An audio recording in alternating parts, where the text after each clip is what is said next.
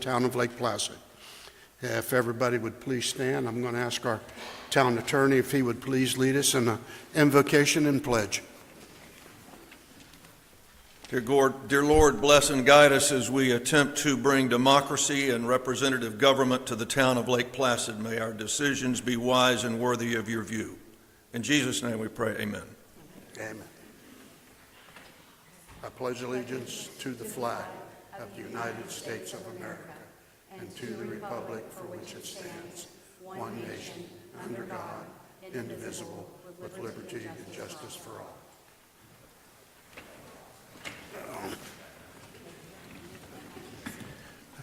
Clerk, would you please call the roll? Mayor Holbrook. Here. Councilmember Hayes. Here. Councilmember Worley. Here. Councilmember Charles. Here. Councilmember Eberhardt. Here. Board Member Hartzell. Board Member LeBlanc. Here. Okay. All right. We'll open it up for public comments. Is there anything anybody has for non-agenda items? All right, seeing none, we'll go to the consent agenda, A and B.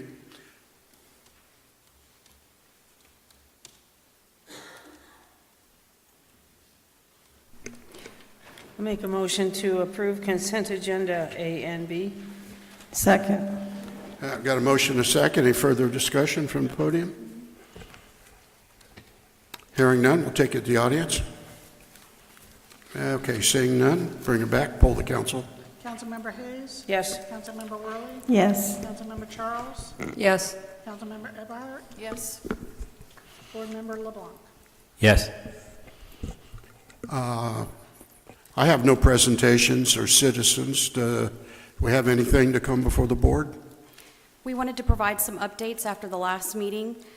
We have the CRA mapping that we discussed where it had revealed Hillcrest is outside the CRA boundary and would require funds to be reassigned.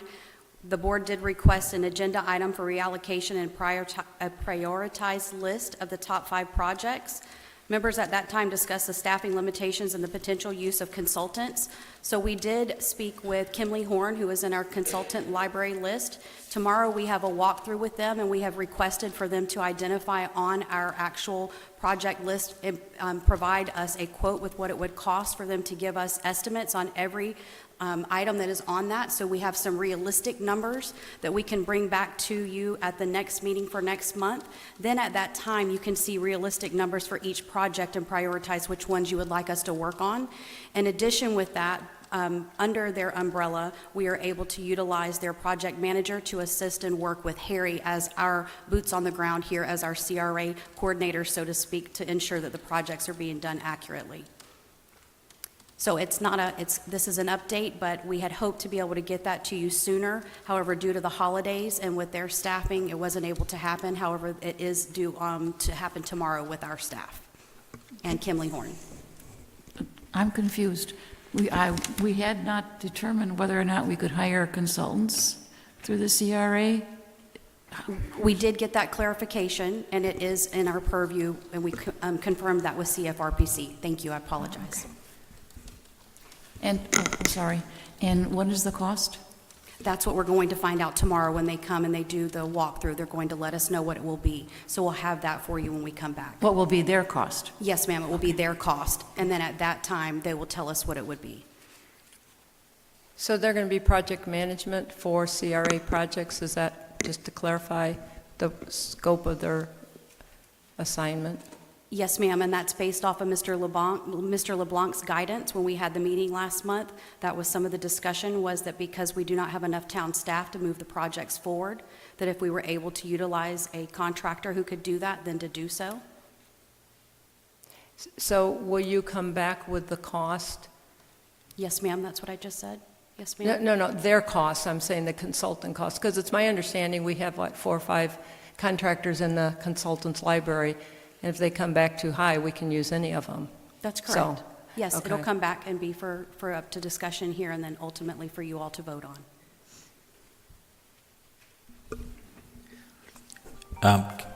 So for today's meeting, we're doing just that update, or is there any status on any of the projects? Yes, Alan and Harry are prepared to answer questions.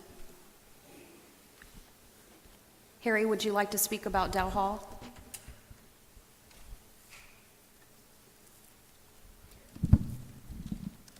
The Dow Hall building is complete. We have all the chairs and tables and everything there, and it's ready to go. Past inspection, so technically we can open it up, we can use it. Correct.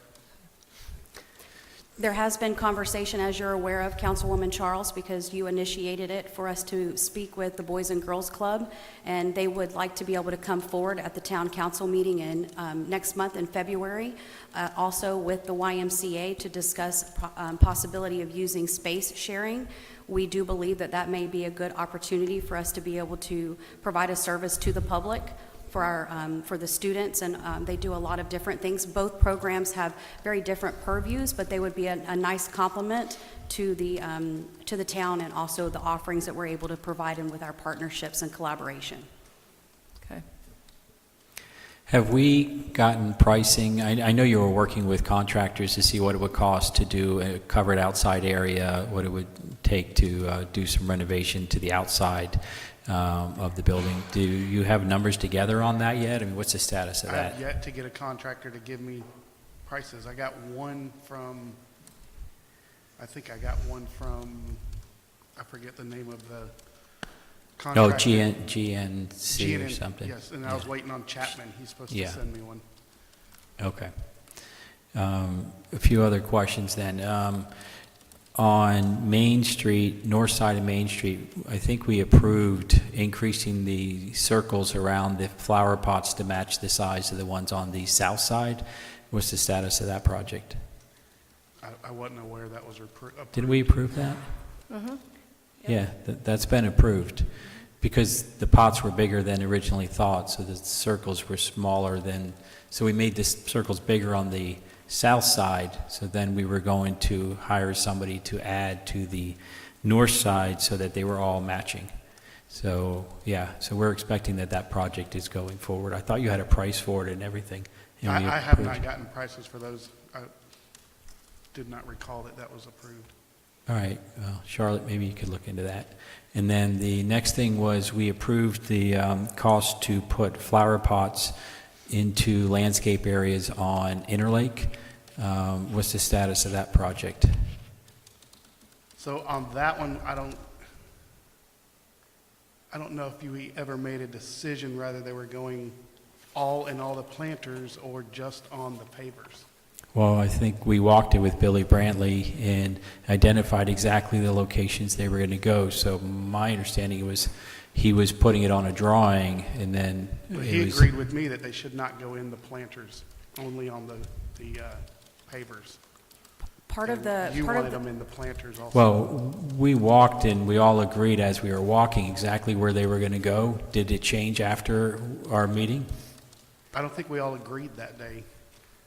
and part of the concern, and I know that Chief is not here, is he was saying that the way that they were going to grow, if they grow like the other ones that are there, that there's going to be an obstruction in the way of they're going to be able to view it, to get around. Yeah, the chief was with us when we walked, and he never said that, but I was not expecting these to have the vertical stuff in it. My expectation were they were just flowers that come out and over the side. So he never asked that question when we were there. So, so this is all new things. I mean, I left that meeting understanding that we had identified every location and that this was happening. So I don't understand all this new stuff that was not part of the, I don't, it's, this is all new to me. I recall Bill saying in the meeting when we walked that they shouldn't be going in the planter areas. Well, we walked the whole street, and my understanding was we identified every location it was going specifically. Sometimes it was on pavers, sometimes maybe it was in planter areas, but my understanding was we were identifying it, and he was taking notes on the plan as to where they would go. So, I don't know, it sounds to me like we're back to square one. We can schedule a meeting, Mr. LeBlanc, also Yeah. with Mr. Brantley and with Harry. We can schedule a meeting to make sure it's taken care of before we come back in February. Yeah, that'd be great, thank you. When did you do that walkthrough? 3 months ago, maybe? So before the last meeting? Yeah, at the last meeting I asked about it, and I was told that there was irrigation issues. That's why it wasn't happening. They needed to fix irrigation. So, And can we get an update on the Yeah, irrigation? I guess it wasn't captured in the minutes, so, yeah. in that discussion. Irrigation in Allen? Irrigation? I don't recall there being irrigation issue. They're all capped and ready to go on the paver areas, and then all the other areas, there's plants already there, so the irrigation's working. Yeah, that's why we were putting into those areas, because the irrigation already existed. Yeah. So I just don't know what's going on. Yeah. Somebody did some planting, I think it's down by, is it by Walgreens or by the new Grace Bible Church corner right there by Walgreens? It looked really nice. But I don't know who did it, but it really looked nice. I saw it this past week. I'm not sure who did that. No, I don't know, it's red. I don't know what kind of plant it is, but it's red. Yeah, I mean, that was an area that we did with the original project, so I don't know that there's anything new to what we did, but I believe we did plant some stuff that's in there red. If somebody planted new stuff, I'm not aware of that or why. I have to check that out. Yeah.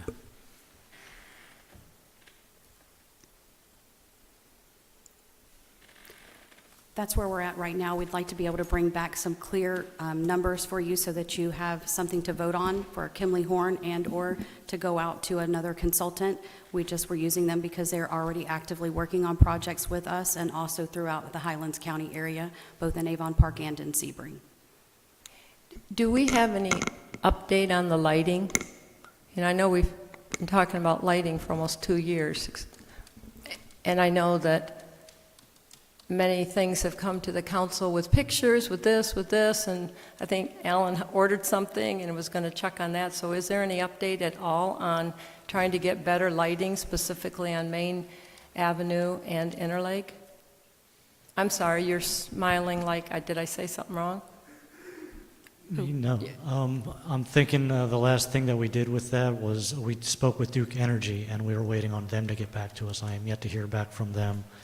That meeting was possibly 2 months ago. That was the last I heard of it. We looked into the different style caps. There was a retrofitting problem, and then we were looking at doing complete replacements in phases, but I don't believe anything was ever decided on. What's the ask to Duke Energy? Do they have lighting suggestions or replacements that they would provide? Charlotte might remember more, but I believe they have some kind of program that we can get, do everything through them, and then I think there's like an annual fee that we pay for. Like a lease program with them? Yeah. Yes. Yeah. They do, and they had an executive director with staff turnover, and so they had said that there would be a little bit of a lag time because they're trying to space out everyone through the district. So they came in, they met with Alan and I, introduced us to the new representative that would be handling our area. He had said that it would be after the holidays, so we will follow up with him. I would just caution us on looking at leasing lighting and that with Duke. It's very expensive. And it's not like it's gigantic poles and things like that, so I would just throw that out there, a little caution on leasing on those versus replacing them like we had talked about with whatever the appropriate option with the lighting is so that we can get better lighting, for pedestrians. And I agree with that. I think we ought to use CRA funds and purchase the lights and replace them with lights that we own, as opposed to getting into a whole thing with Duke that we're stuck with forever. That's my thoughts. And there is, and I think when I gave you a few consultants in the past, one or two of the consultants were lighting consultants that I had met at that Redevelopment Association convention, and they'll come here, meet us, bring samples, look at our lights, look at our situation. They'll engineer everything in the sense of tell us, how much lighting will hit the ground, foot candles on the ground from these various different lights, and they'll help us, through the process of making selections and pricing the whole thing out. So, the easiest way for us to do this lighting is to just hire, you're not hiring them. You're meeting with them, they're quoting the job. So you got multiple people, you could get multiple quotes from these lighting companies. That's what they do. you know? So I think that's what we ought to be doing to get this job accomplished. So, Mr. LeBlanc, are you saying you would like for us to go out for an RFP for the lighting specifically? Or would you like for us to wait until after we meet with Kimley Horn representatives tomorrow to see what that scope would contain? I guess you could talk to them and see what their thoughts are on how to accomplish it, because I'm sure they've got their own ideas on how to accomplish it. I mean, me personally, I would have just called one of the consultants that don't charge, come out here, meet with us, tell us what you can tell us, you know, teach us about, you know, lighting and what our options are. And then that's how I would have done it. But since you have a Kimberly Horn here, absolutely, I'd talk to them tomorrow and ask them what their recommendation is as to how to do it. If we got to hire them in order for them to have those meetings with these lighting people and to get us the quotes, well, then we're going to pay them to do it. But, you know, if that's what we got to do to get it done, then I'm okay paying a consultant to get it done, right? As long as the consultant is charging us reasonable amounts of money, not outrageous amounts of money, yeah. Understood. At the last town council meeting, if I remember right, you mentioned there was a possibility of replacing the 100-watt bulbs with 200-watt bulbs, but you were kind of concerned about distracting drivers? Yeah, I looked into what we actually have, and it's hard to tell because everything, we just order our bulbs from Amazon, but everything in there has a different rating. But, yeah, So but I believe we have a 29 watt, which is equivalent to a 200 watt already. I don't think that's going to accomplish our goal of downlighting. The problem with our lights we have now is they light the trees and the roofs of the buildings. They don't light the ground. Nowadays, they've come to that realization and they started creating new light fixtures that shine specifically down. Because your goal is to light the sidewalks, really. I mean, buildings light their own facades with their own lights, right? But our goal is to have the sidewalks be lit so our town doesn't look sketchy at night, which it largely does right now. Yeah. I know how expensive it's going to be to replace what we have, and the style is so, you know, fitting for the town. I was hoping that would be a cost-effective alternative. The style has been the biggest issue of trying to find something that's antique that also is downward facing without all the downfalls of working off a circuit board instead of a replaceable bulb. We went through before of just all the things we were specifically looking for, and it narrows it down to almost none. So we're going to have to find something more that does the job we want it to do and less aesthetic. Like something like the gooseneck, something that faces down. Mm-hmm. I think they do have some downlights that have you know, historical look or character to them, but I'm seeing a lot of towns that are saying, you know, they're not even bothering with that anymore. They're just putting in downlights. You know, the fixtures don't look bad. The poles are still historic, right? But the lights themselves are, you know, not so historic. I'm seeing in a lot of towns. But I do think there are some historic looking options. But for the most part, that's why these guys can bring us lights, show us the different options. We could put them in front of a CRA meeting saying, what do you guys like out of these, right? This is what each of them cost. And I think that's kind of where we need to try and make forward motion with this. My biggest concern was the ongoing maintenance of them. When those circuit boards go out, you're looking at a $600 replacement per light. So, yeah, that's valid questions. Yeah, for sure. Yeah. And we currently spend a little over $3,000 per pole, and we have over 164 throughout town. What I noticed in Sebring is that our lights are just too tall. If they were the pedestrian lights, we wouldn't be having this problem.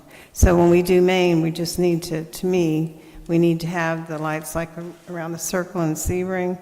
They're much shorter, about half the size, but then the light's right there and it's not up in the sky. So, but yeah, Interlake's a challenge. The trouble with the shorter ones is when we go to decorate for holidays, Christmas ornaments, you put a 4-foot tall ornament on there and it's head level with someone walking by. So. Yeah, I can see that those ornaments would be hitting the public. You'd have to walk around them, yeah. I think the reality is we're not changing our poles, so the only thing we can do is change our lights, right? So I think that's just what we got to focus on. Yeah. Go ahead now. how many lights are we talking about? Do you know how many poles we have down there to retrofit? 164. Thank you. And then I think we all agree this is a top or near the top of the priority. I mean, when we had the regional planning meeting, 6 months ago? Or it seems like it was longer, probably 8 months ago. And that was a lot of the feedback from a large group that came was the lighting.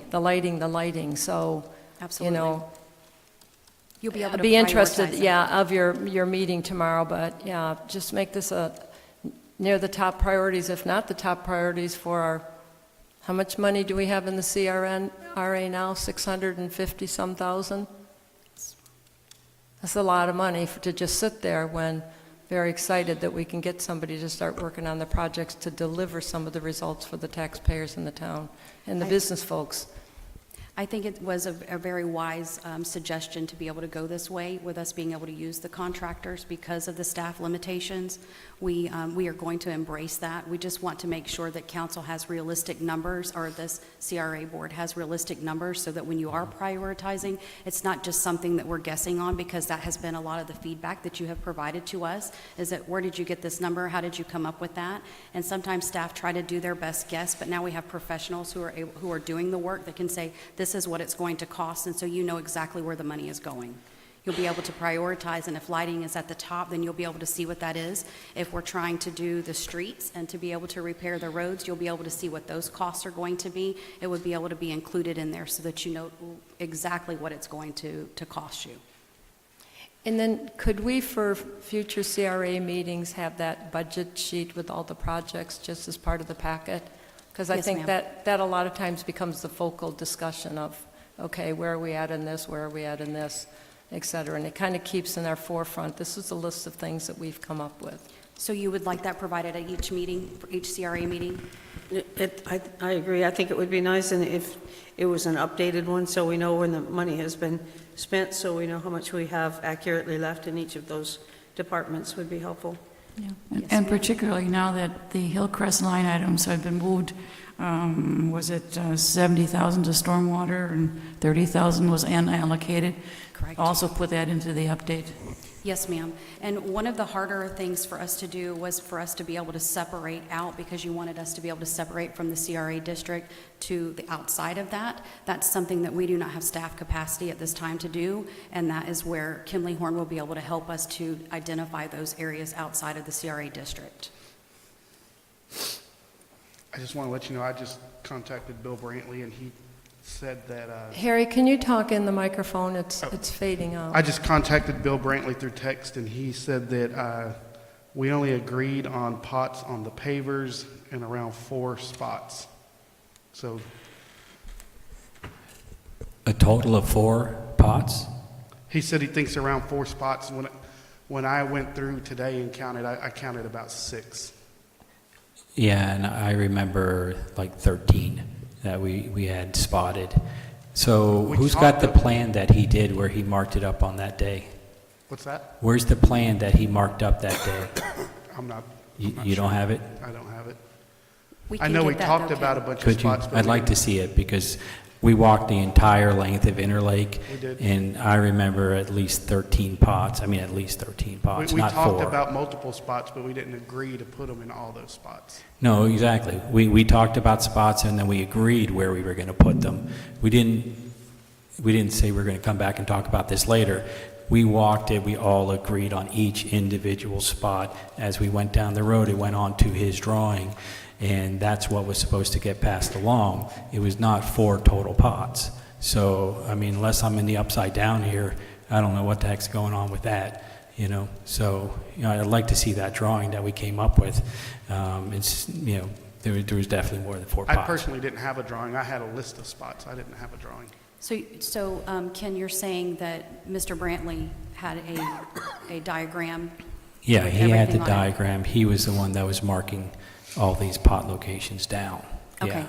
Yeah, so, We can definitely follow up. We'll have that meeting so Could that you the 4 of please? us are all on the same Thank page. you. And would the process then be that comes back to CRA for, here's what the recommendation is for a motion? Yes, ma'am, that's correct.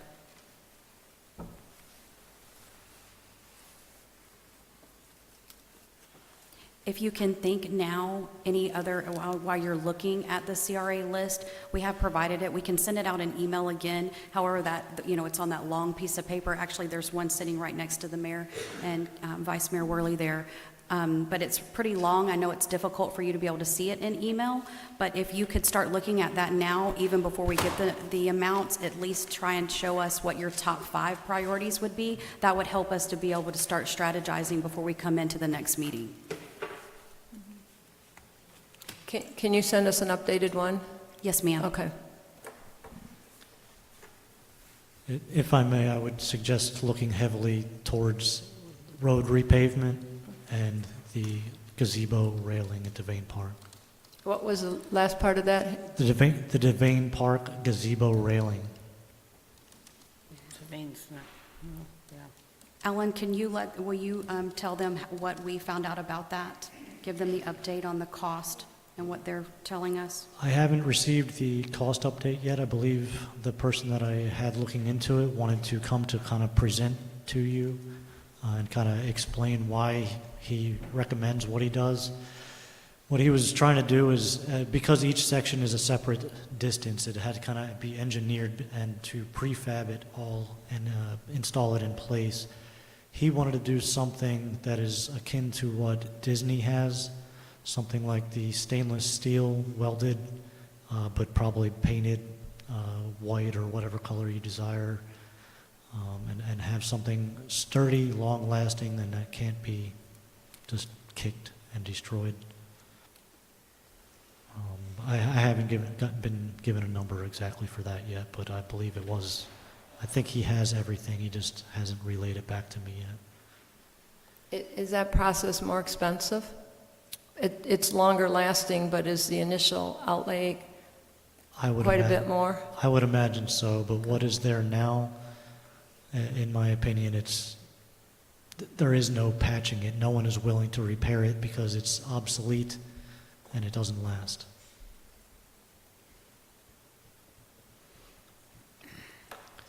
And I heard that for the road paving, was it you guys wanted to go out for RFP, and we're not piggybacking off of EPI's contract with Sebring? Is that the case? I don't know I don't know that we've ever had that discussion. I Yes. thought road paving, we always use, for the town road paving, we always use Excavation Point. Yeah.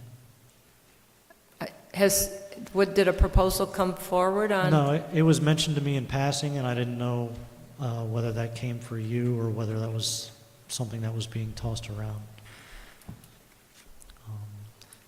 If that's not the case, I will get exact estimates from EPI.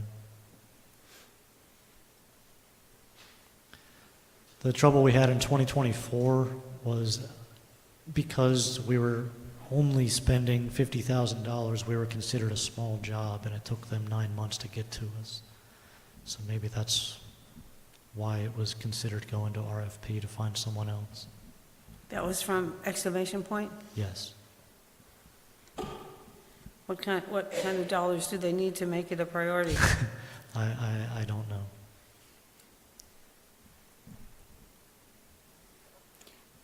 I think that might be helpful to know.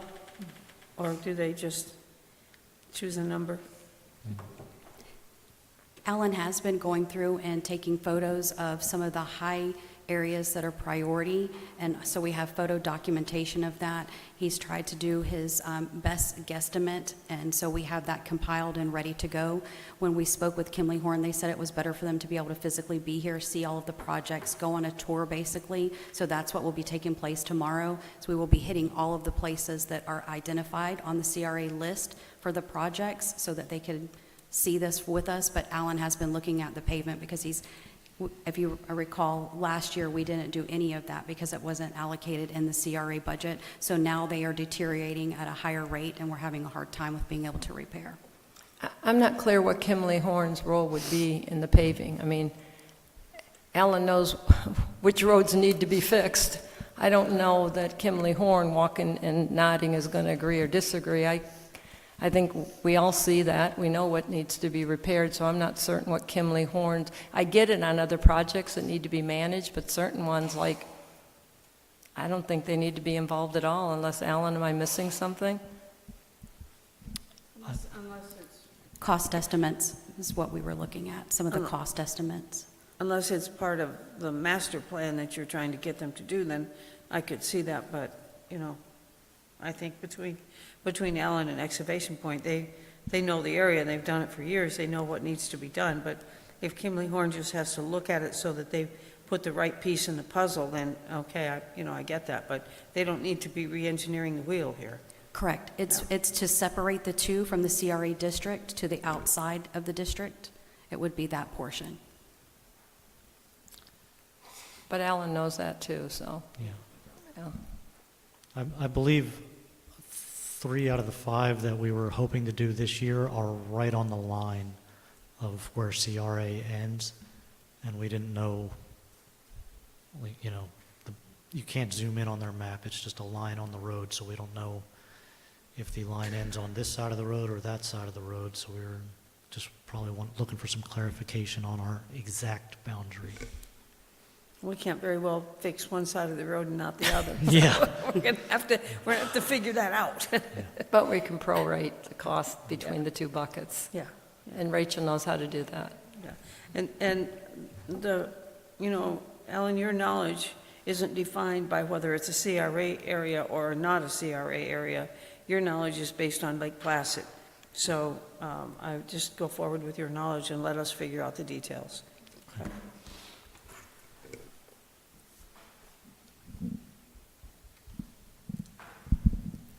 So I overlooked this. I do have an estimate here for expanding the diameter of those 7 spots on North Main. The total comes to $4,025. That's from TWQ.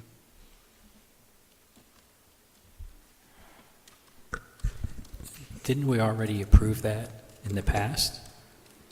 I think that we Or did. Do we need to? Yes, we approve? did. Yeah, we did. Yes, we did. Yes, we did. Yeah, that was approved, so it's just a matter of hiring and getting it done at this point. Okay, so, I'll move forward with that. I overlooked it. yeah.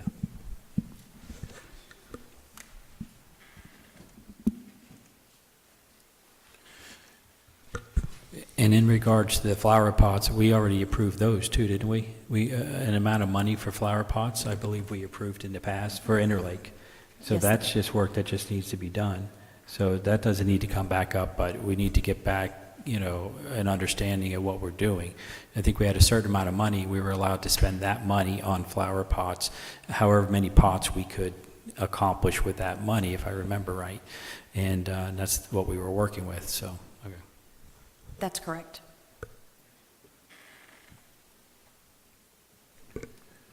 I would just caution you on the pots on the corners, that make sure that you can see, even short people like me that see through the steering wheel, that we can see Yeah. around the corner, okay? That's why the police chief was with us, and as we walked the entire street, he was commenting, and, you know, we were getting his opinion, can we put one here or not here? And he was telling us exactly what he thought, you know, and we were not putting a pot where he said we shouldn't put a pot. So we were very careful to make sure that we complied with exactly what you're talking about now. Okay. All right, anything else?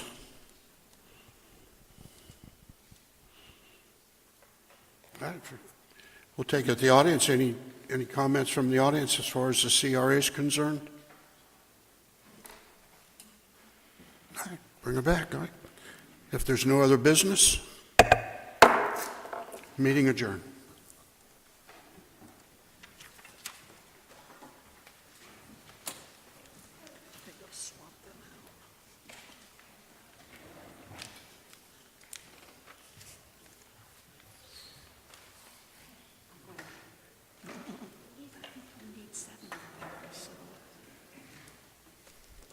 Say 7? We have 5. We have 5 council with the mayor and then the town attorney. That's 6. 7. Sorry. That's 7. No, we got the mayor and 4 council members. That's 6. Will you count me, Charlotte? Oh, that's right, no. You got it.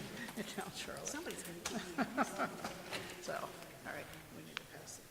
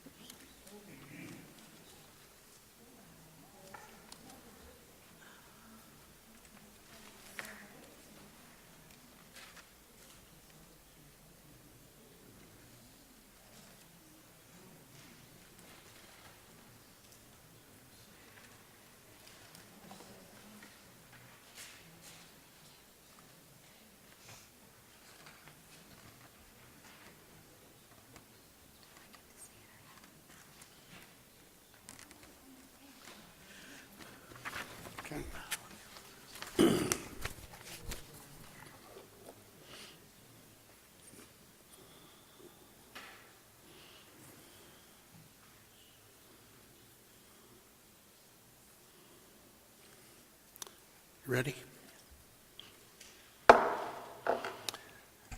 Being 6:12, I now call to order the regular meeting of the Lake Placid Town Council this January 20th, 2026 in the Government Center of the town of Lake Placid. Clerk, would you please call the roll? Mayor Holbrook, Here. Councilmember Hayes, Here. Councilmember Worley, Here. Councilmember Charles, Here. Councilmember Eberhardt. Here. Okay.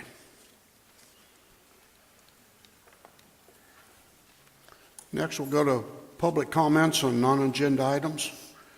Remember, it'd be limited to 3 minutes. So, if there's any discussion out there, this is the time to step forward. Okay, seeing none, we'll go to number 3, approval of the agenda.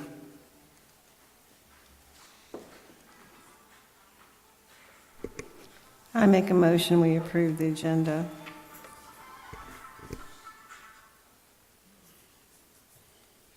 I'll second.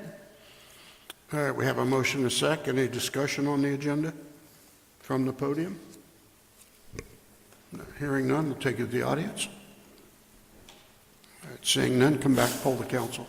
Councilmember Worley, Yes. Councilmember Hayes. Yes. Councilmember Charles, Yes. Councilmember Eberhardt. Yes. Okay. Do we have any presentations? Don't have any, okay. Public hearings? None tonight. Before we get started on the action agenda, just want to take a few minutes to clear up some confusion that we seem to be having on section 407 and 408 of our town charter and talk about how we move forward as a town. As anyone knows, I've never tried to run the town as a strong mayor. That's just not who I am. And it's not how things work best in a small town like Lake Placid. I've always believed in including people, listening to different viewpoints, and working together with the town council and staff. That said, the charter does spell out specific responsibilities for the mayor, and I think it's important we all understand what it actually says. Section 408 states, except as otherwise provided in the charter, the mayor is responsible for the supervision and direction of all departments, agencies, and offices of the town. The department heads will tell you, I have never interfered with them or their duties. Our employees only have one boss as far as I'm concerned, and that's the department heads. If they have a problem, they come to their boss, which is me and now the town manager. And we will take care of it as we think it should. If it's something that we think needs to be come before the council, I have always done that and will continue to do so. It also says that the departments are administered by officers who are appointed and subject to the direction and supervisor of the chief administrative officer. Under our town code, the mayor is the chief administrator officer, and that's just what I was telling you. In plain terms, that means the mayor has management and supervisor responsibility over the town's operation unless the charter specifically says otherwise. That opportunity has always existed, even though I've chosen to exercise it in an inclusive way, in which I will continue to do so.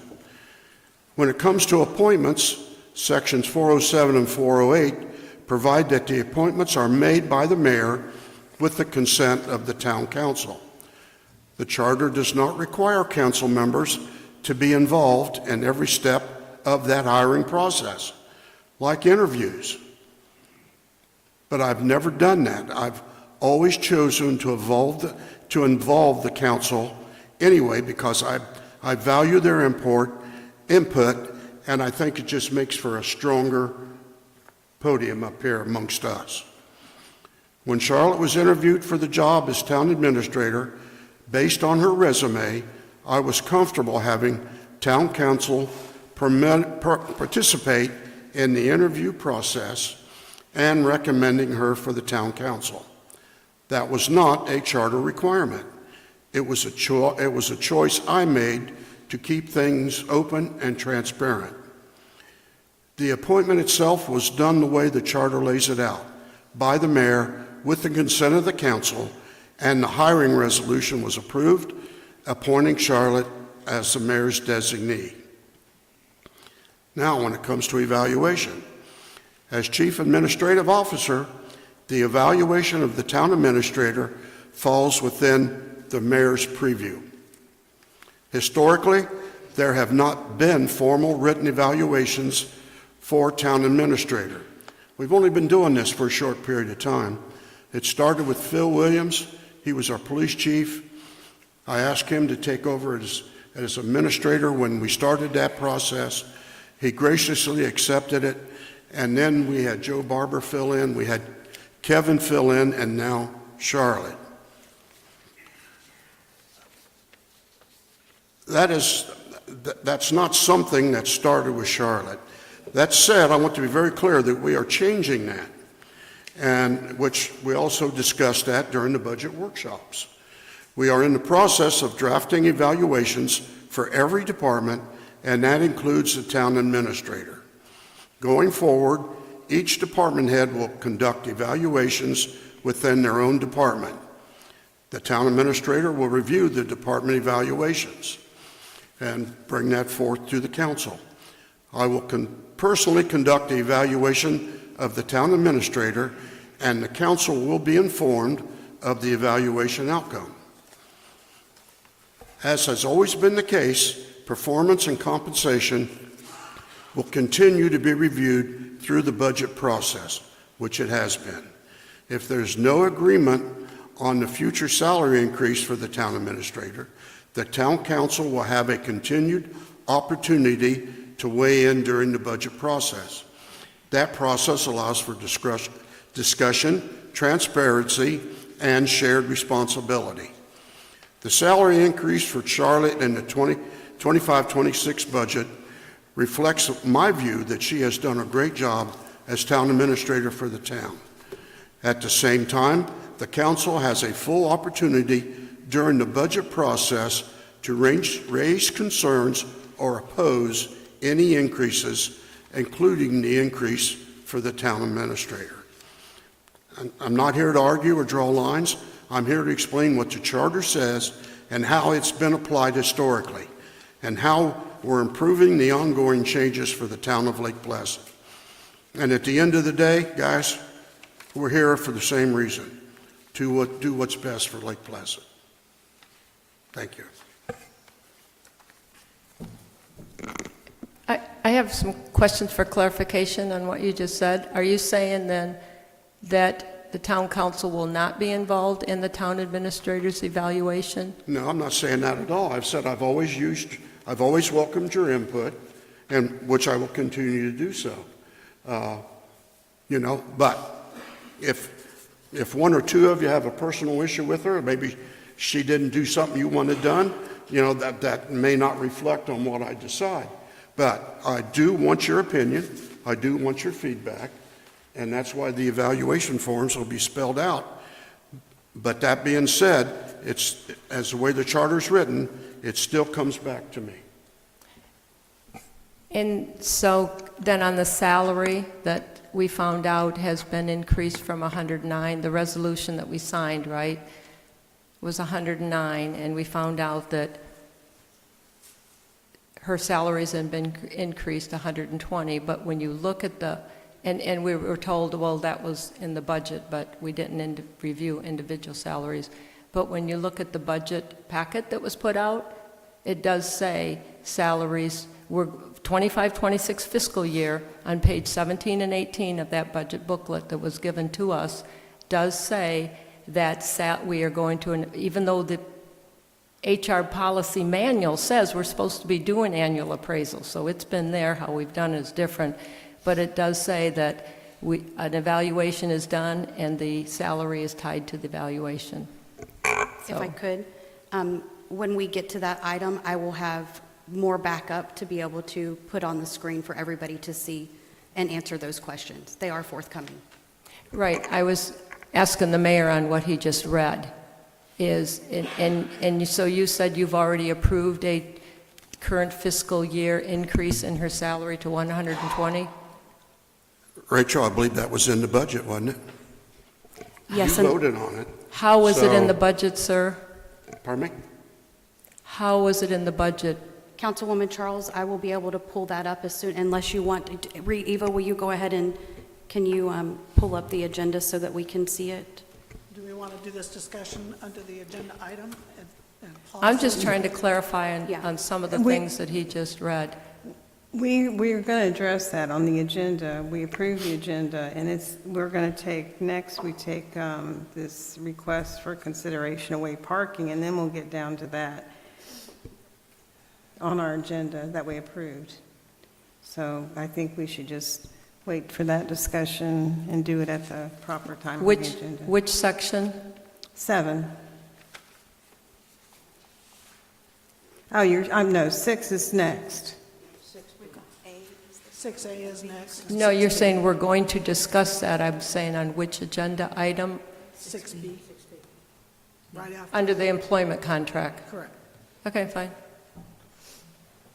Okay, but next we do the waiver of parking. So we need our town planner.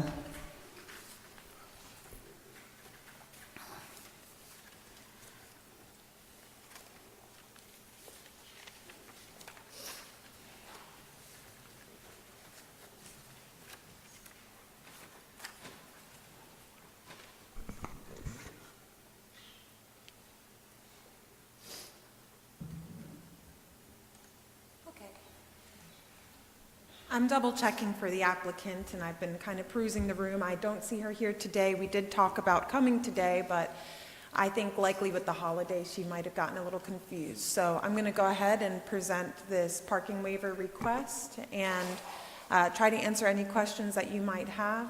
If for some reason there's questions that cannot be answered, we can always table this, although I know that she is very much trying to move forward with her lease agreement. So essentially what the applicant is requesting is a parking waiver on the property located at 176 East Interlake Boulevard.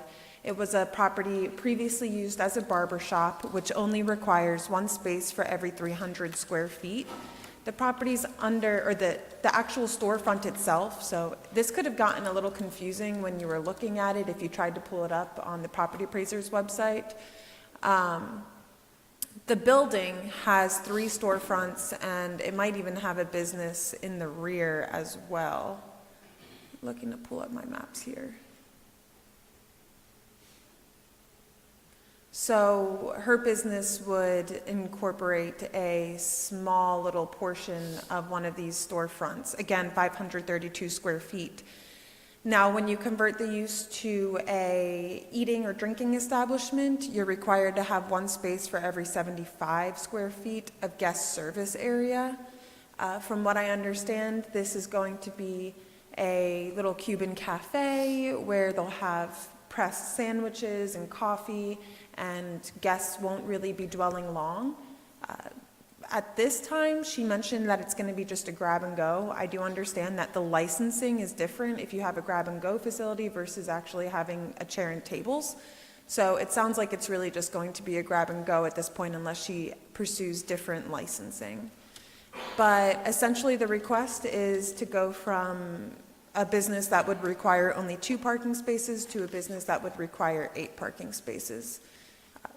I've discussed certain changes to our code with the town administrator, and we've agreed that we are waiting on the outcome of the downtown master plan before making any steps into changing this. But I do expect at least one other parking waiver to come forward in the next couple months for something very similar. Again, it's going to an eating and drinking establishment on Interlake. I'm here to answer any questions, and I'm happy to scroll through the packet if needed.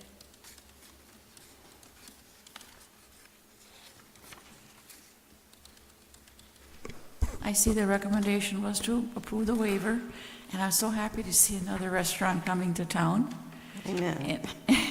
And then possibly another one after this one.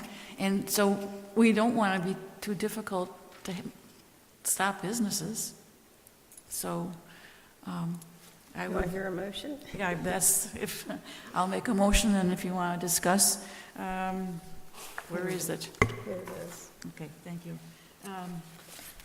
So I move to approve LPTC .26.001, a waiver from the parking requirements for a change in use at 176 East Interlake Boulevard, Lake Placid, Florida, 33852. Second. I too am glad to see it's getting so busy on Interlake. It's just wonderful. It's like we just turned a corner or something, and now we're going to get people walking around town, and they're going to be going in the other businesses, and I just think it's great. I might say, when I was looking at this, just as a historic matter, a long time ago, we just had an idea to maybe behind this building, the church owns that lot right behind it on the other side of the alleyway. And we had at one time talked about maybe joining in a partnership with them so that, because they basically use the parking lot on evenings and on Sundays. And we would maybe do some kind of joint thing. We were having a lot of buses come through at that time, tourist buses, and they really didn't have anywhere to park. So we looked at that as maybe doing something joint and sharing the parking, the paving, or whatever we needed to do to improve that lot to make it more parking downtown, a joint use, just so y'all know. So Dana, our town charter requires for this square footage building 8 parking spots, but if we were a historic district, it would only be 2. Is that what I need to understand from what? No, so our code states The use determines the number of parking spaces required. So the barber shop required 1 per 300 square feet, and an eating establishment requires 1 per 75 square feet of guest service area. So that's dependent on the use. However, there is language in our code that says if it is in a historic building or historic district, council retains the authority to waive those parking requirements as needed. And in this case, this applicant, which I failed to mention earlier, I do want to point it out, they provided a parking study. Here we go. They did theirs over a longer period of time than most because they had the holidays and they knew that it wouldn't be an accurate representation of the parking available on Interlake if they counted on Christmas and New Year's and Christmas Eve. But they did, just so we had that information available. And you can see that most days, it was a total of 66 spots that they counted on that one block. And most days they had anywhere from a 76 to a 95% availability, 100% on the holidays. Also, what's nice is this building is right close to that parking lot that we have, the public parking lot. It's just a couple stores around and there it is. So that gives some nice overflow parking if ever is needed.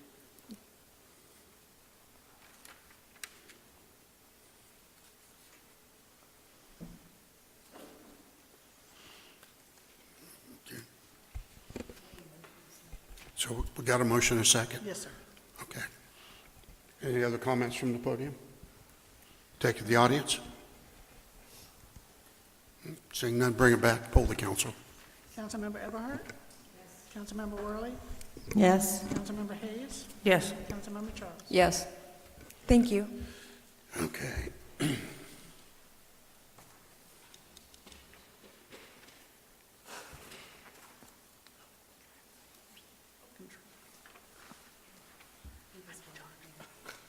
I don't have it up here, so. Okay.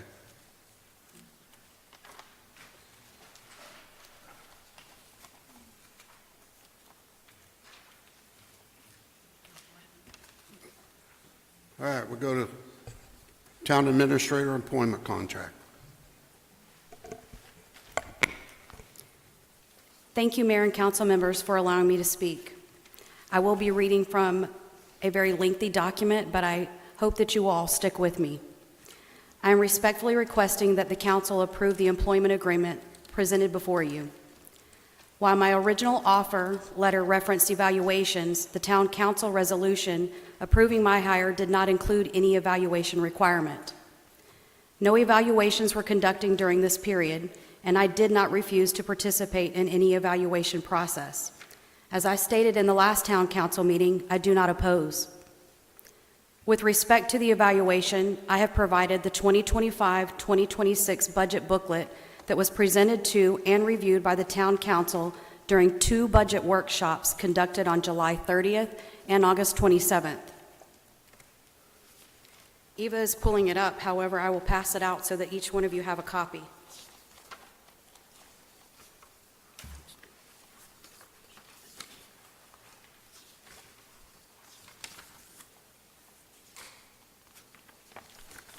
I'm going to pass it down, but it's 2 pages.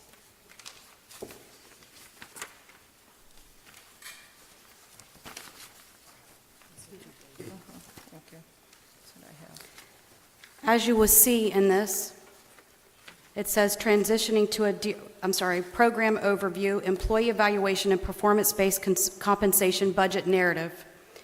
In the prior budget sessions, the town council approved an across-the-board salary increase for all employees to support wage stabilization and address market competitiveness.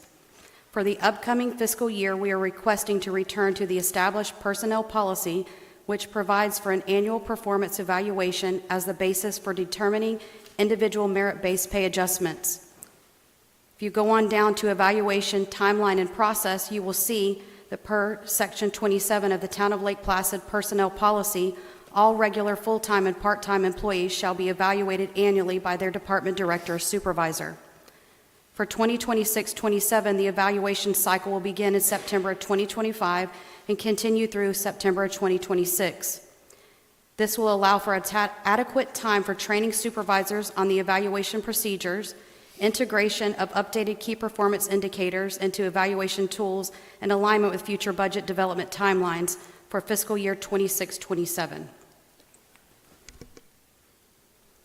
As reflected on page 17, I, in my capacity as the town administrator and as a former human resources director, identified corrective measures to be implemented for the 2026-2027 budget year, including the town-wide implementation of employee evaluations in accordance with the town employee policy. The mayor has supported all efforts to move the business of day-to-day operations in a more unified and conducive manner. At this time, I am requesting approval of the employment agreement currently before the council this evening.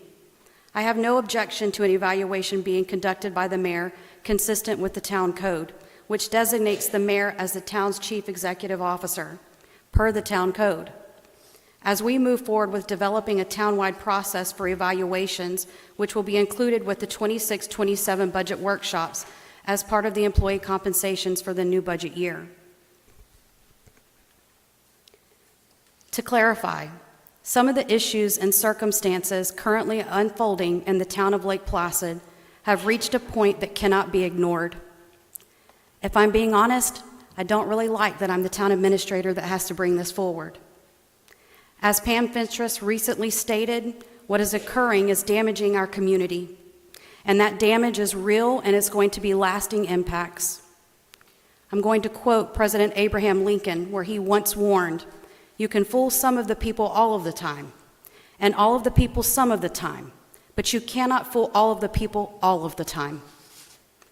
In simpler terms, misinformation may work for a while, but it cannot stand forever against the truth. Unfortunately, when the truth comes too late, the harm has already been done, and in this instance, it will wreck a town and its reputation, and what many, including Mr. Harris, who has been here for a long time, have established and tried to put forth in this town. Tonight, we have an opportunity to do better.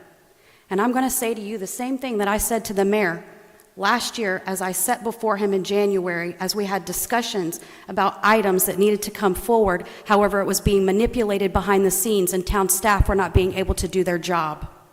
I said to the mayor, I need your help. So I say to each one of you council members, I need your help. And I say to the public, we need your help.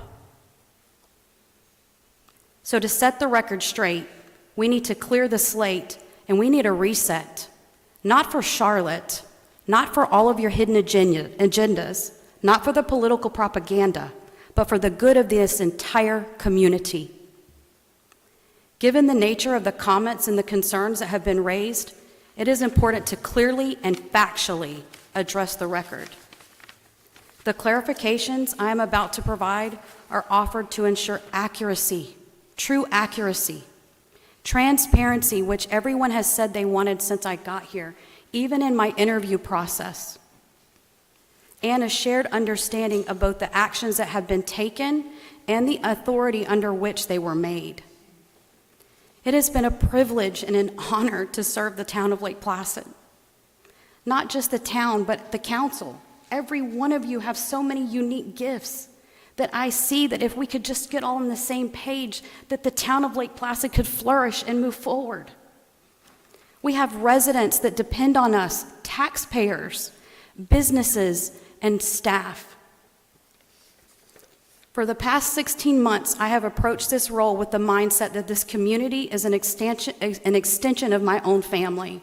I may not have forever roots rooted here, but I do have children that are here. I have grandbabies that attend school here, and I do have a vested interest.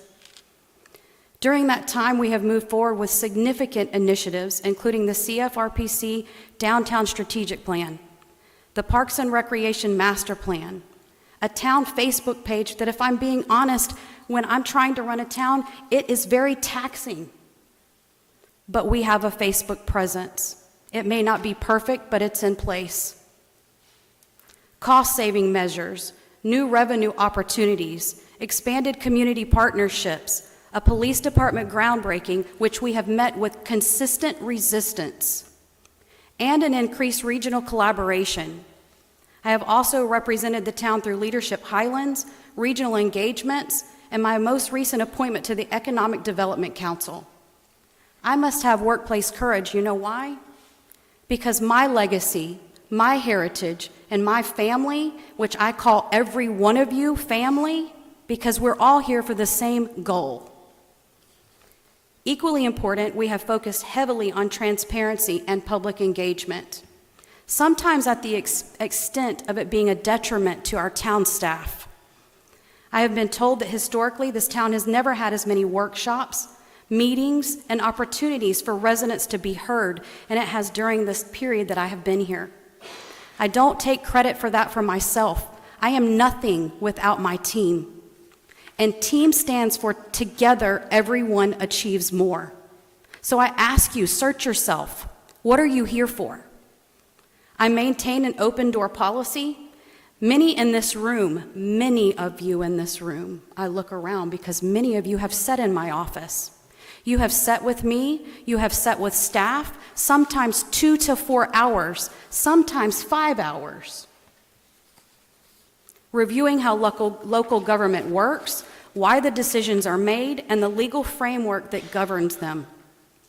However, transparency only works when the information is received in good faith. Too often, both staff and I have been met with resistance. We have been met with accusations of dishonesty or claims that information was withheld. This is not new to this council. Mr. McCarthy stood before you and said the same thing. It's in history and the agendas. It can be reflected. That is simply not true that we are withholding information or that we are not doing business the way that it is supposed to be conducted. We have established dedicated email channels, invited in-person meetings, and consistently made ourselves available to answer questions and answer concerns. I have not had one vacation since I have been here. I answer phone calls. My business cards are up here, and I would challenge any of you to take this card where it says work number on it and dial it, because it's going to ring to my cell phone. And 9 times out of 10, I'm going to answer it. And there's not anybody who is in this room who has tried to reach out to me that I don't get back to you immediately.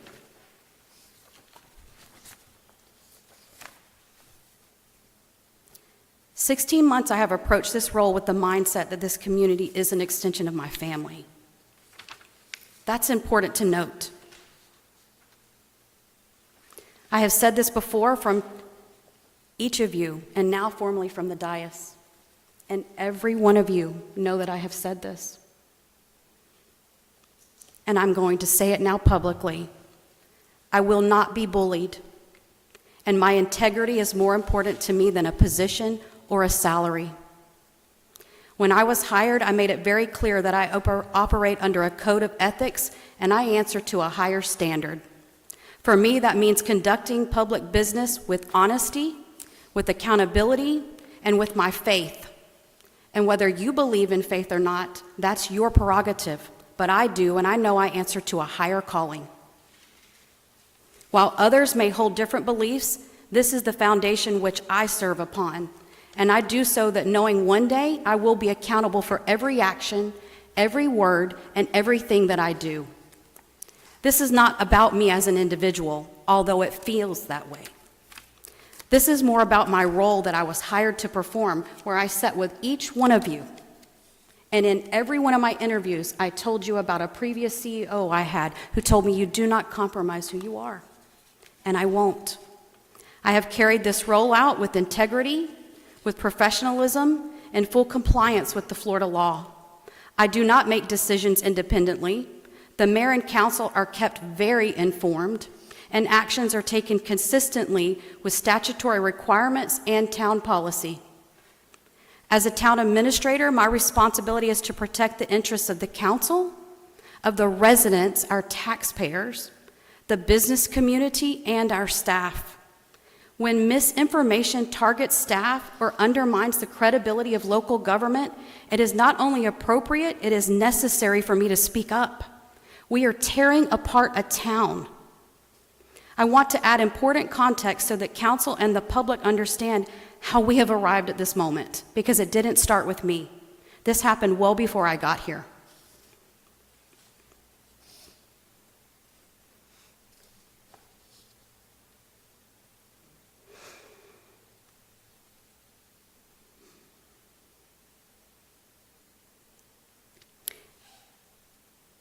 In January of last year, I went directly to the mayor, as I said, and I asked for his help.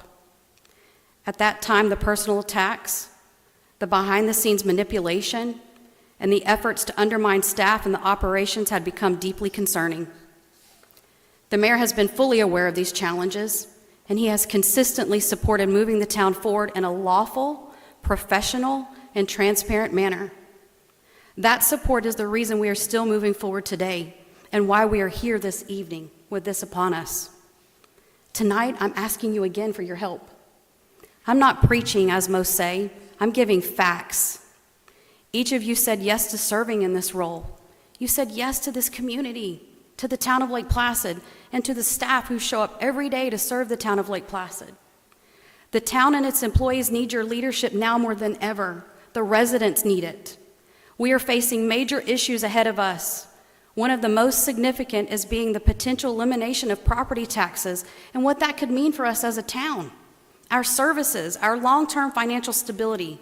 These are serious matters that require unity, clarity, and trust in our professional administration. I also want to be candid about the environment in which the work is being occurred and happening. During my first 6 months as a town administrator, I spent a considerable amount of time meeting with a specific group of individuals who repeatedly attempted to dictate how town business should be conducted. Why I repeatedly said I work for a town council, and that while you may feel the way you do, I ultimately do what this council directs and votes for me to do. I do not work independently, and neither do my staff. They cited their own perceived experiences and their various business roles, and frequently escalated concerns outside the organization. Behind-the-scenes conversations. This included contacting the governor's office, the congressional offices, the Senate and House offices, state agencies, and even down to DOJ. Often after bringing forward to town council for consideration and discussion, this still was occurring. During a legislative update meeting at Mid-Florida, where there are members in this room that attended, a council member implied that the town had engaged in improper business practices by bringing up DOJ and trying to bring heightened on us. That same day, during a tour of the police department, a member of the public accompanied this council member who verbally confronted and berated me, insisting she should not be handled this way because she was told she couldn't go on a tour where I was asking for appropriations for our police department. Our police department that our council voted for us to move forward. These moments are not isolated. I have watched repeated efforts to discredit the staff, misrepresenting how town business is conducted and reshaping the information to fit a particular narrative that they want it to fit in. Despite this, our staff continues to show up with professionalism. I applaud them because I promise you, they have stuck in here, and I look at you, Charlie Wilson, because I remember the words as I sat right there when I walked out of here that day. When I said yes, he said to me, "You may not have no staff." This staff has sat through so much of attacks, and still they show up with pride and dedication. They meet each day as a new opportunity to serve, often in the face of criticism, pressure, and misinformation that is skewed by personal agendas.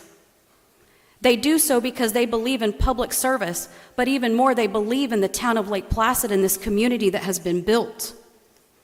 I am sharing this not as a sign to blame, and definitely not to look at me, because I promise you this was not easy, but to explain why clarity matters, why leadership matters, why silence in the face of misinformation causes real harm to a town. The town of Lake Placid cannot move forward effectively if staff are constantly defending their integrity instead of doing the work that the community depends on us to do. That is why I'm speaking tonight, not for myself, but for the staff, for the residents, and for the future of the town of Lake Placid. And before moving into the facts, it was important to explain why addressing these issues openly, truthfully, is necessary for the health, for the stability, and the trust of our local government. I draw your attention to an email on July 18th, 2025. It's important to pull them up because facts are truth. All of council were invited to meet with myself and staff at their liberty.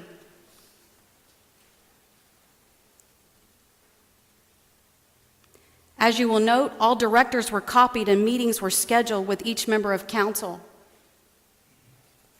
That's because we do everything as a team. Any of these are public record, and if you would like any copies, they will be readily available for you. Eva, if you'll go to July 29th as well.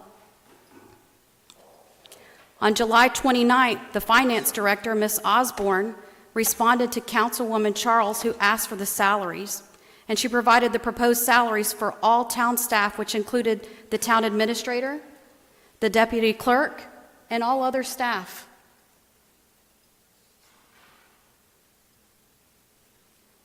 In an effort to ensure that all council members receive the same information, I followed up with the request by sending the requested information to all of council, because that is Charlotte's normal practice as a town administrator.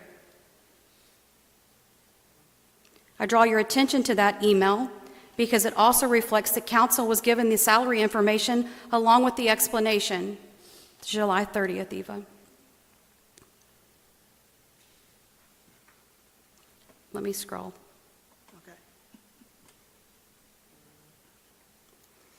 A fellow council member requested the full budget workbook, which includes staff names and salary amounts. For consistency and transparency, the workbook is being provided to all of council. In past years, this information has been shared with council, but not released publicly in this format. Any public-facing budget documents only include position titles and salary ranges. Please remember the salary information contained in the workbook is not for public consumption. Residents who wish to obtain a copy must do so by submitting a public records request through the town hall. Thank you, Eva, for that one. Additionally, due to previous practices of accounting for funds in the budget before receiving them, the drone was discussed and not added into the budget. I highlight this because it was stated in the last council meeting that this information was not provided to council, and that's not accurate. It was also stated that we never discussed our deputy clerk. That's not clear. That was not either. That's not truthful. It was discussed. I will draw your memory to the many discussions regarding the police department funding where town staff had been asked to contact ARPA, the Department of Treasury, and even DOJ regarding the legality of this funding, which in turn, council voted to exclude any grants, any appropriations, or funding until it had been received because we didn't want the budget to look inflated. So we have only done what council has asked us to do. All of council. In response to the comment that my contract provides a golden parachute, for clarity, the severance provision included in the proposed contract is considered a standard contract language under Florida law, and it is not a golden parachute. A golden parachute is generally understood, particularly in the private sector. It's to be known as an extraordinary or excessive compensation package, often triggered by mergers or changes in corporate control. And it's characterized by large, unrestricted payouts well beyond customary compensation practices, and that definition does not apply here. Florida Statute 215.425 expressly authorizes severance in local government employment contracts. It limits severance to a maximum of 20 weeks of compensation, and it prohibits severance in cases of misconduct. This statutory framework exists specifically to prevent excessive payouts, not to create them. I want to draw your attention to several items now on the screen. The contract provided to the HR director and the mayor was properly vetted by our PRM attorney, Public Risk Management. That is also our labor attorney, and it determined to be compliant with Florida law. I'll take it from here for a second, Eva.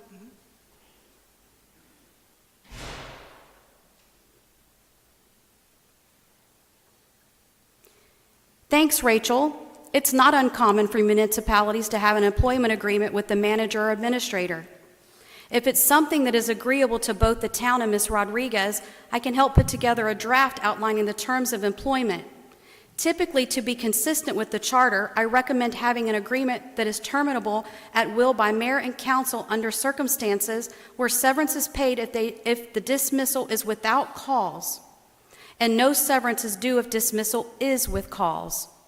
Under Florida law, namely the section 215.425 of the Florida statutes, severance is limited to a maximum of 20 weeks of pay and benefits. December 15th.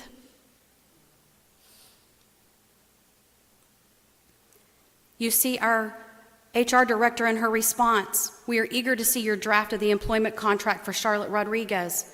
Our goal is to have a final contract ready for the January 2026 meeting. I make note again that the mayor has known about this. We have been wanting to bring this forward.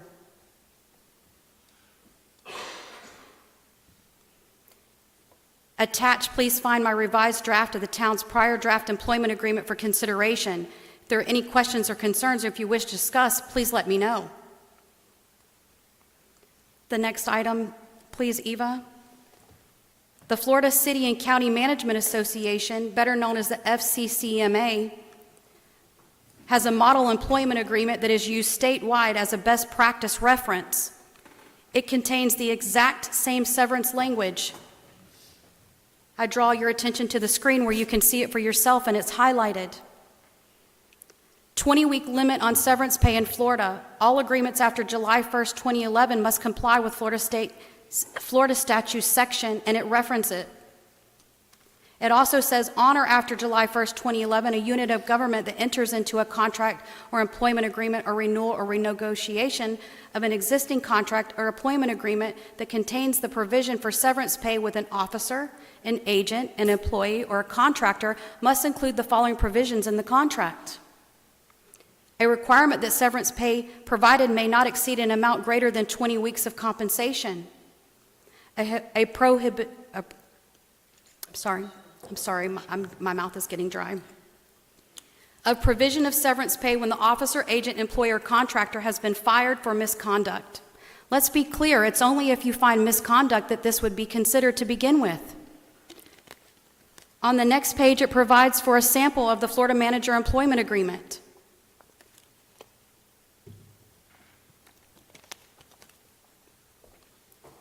All consistent. However, I would like to state for the record, and all of you received it on the dais, a review of 14 Florida local government administrator contracts, including the City of Avon Park, which I stated in the last meeting, and 12 other city, town, and county administrator agreements that reflects the same severance provision. And for this public, and for anyone else who's watching online, I will name them. The City of Hollandtown Beach, Town of Fort Myers, City of Lake Wells, Town of Surfside, City of Sunrise, City of Cocoa Beach, the Town of Juneau Beach, Walton County, City of Winter Springs, City of Cooper City, Town of Jupiter, Town of Seawalls Point. I could go on and on and on. This is a standard agreement, as I stated in the last meeting. Collectively, these examples demonstrate that a severance provision of up to 20 weeks without cause is a standard practice in Florida local government and well-established precedent.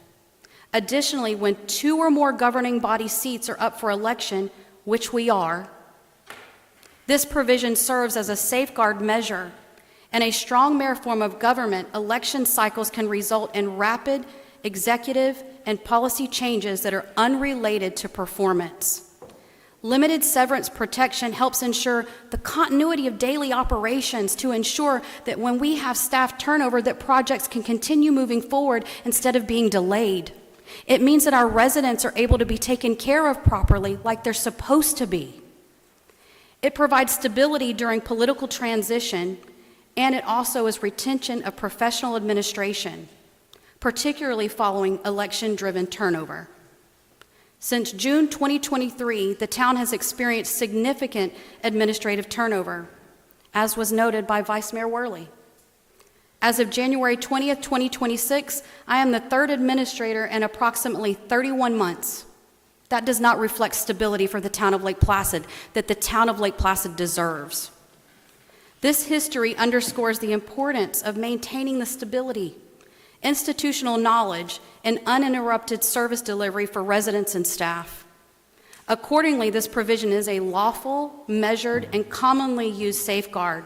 It's not a golden parachute, and is consistent with Florida statute, professional standards, and municipal best practices.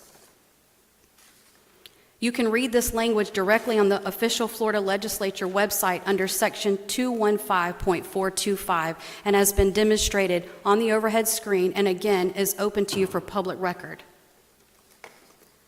Now let's address the legal RFP. The Town Council has been fully informed of all outreaches conducted relating the request for proposals for legal services. The RFP was publicly advertised on BidNet, and it was also directly distributed to 7 law firms that currently provide municipal legal services within the region.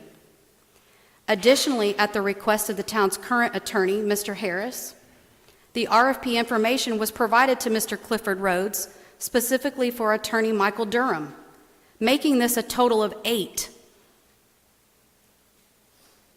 Eva, will you please pull those up?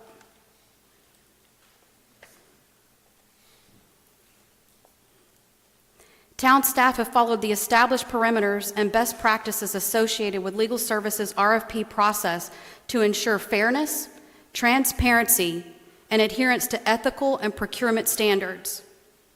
I'll take it from here for a moment.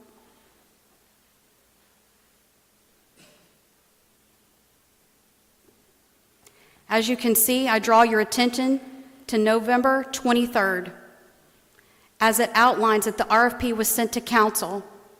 In the last town council meeting, my credibility was questioned, and it was stated that I did not send this out. Again, that is inaccurate. The information is on the screen before you. This is not to attack town council at all. This is because we have to make sure that the credibility of our town staff is not being questioned in the public when public trust is so important.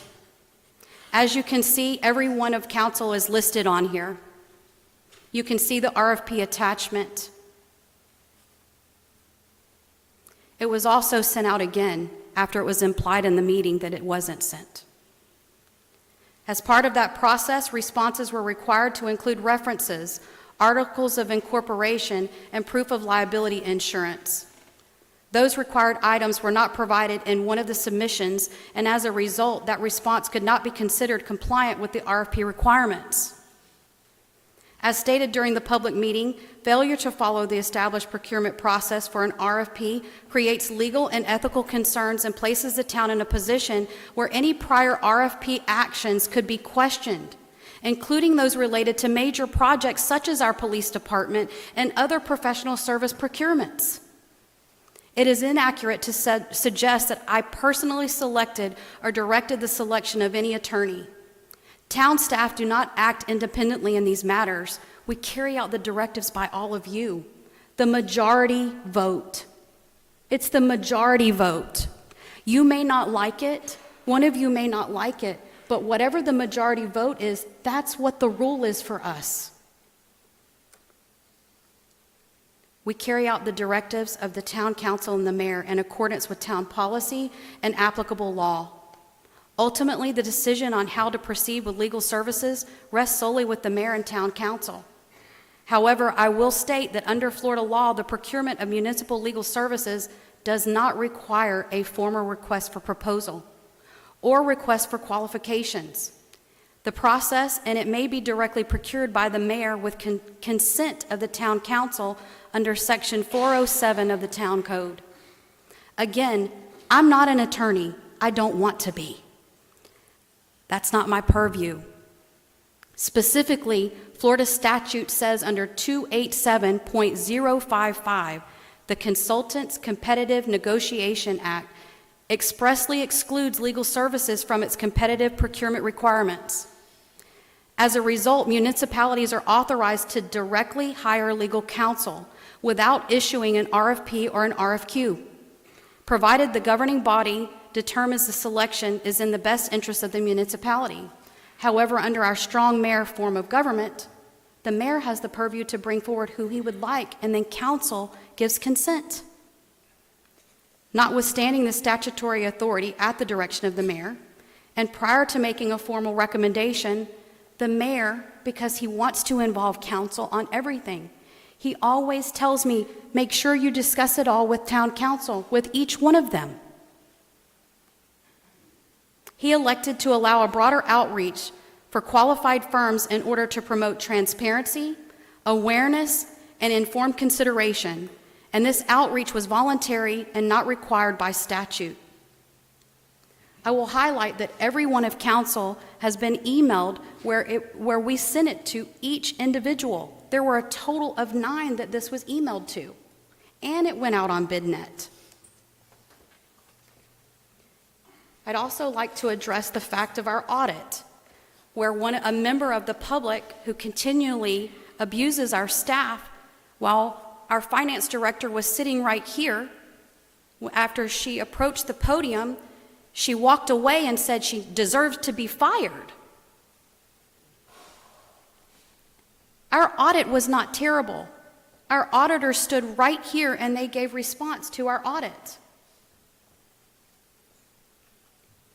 Would you pull that up, please, Eva?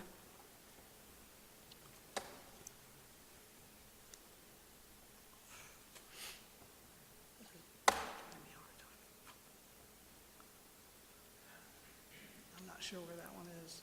Do we scan it? I'll go through some of the comments. Yeah, it's not up. Again, if anyone would like this, you are more than welcome to ask for a public record request. I am giving truthful and factual information. They go through and state that there were recommendations. We recommend the town implement a process to track inventory activity and post year-end adjustments to inventory accounts to ensure they are properly accounted for in its general ledger system.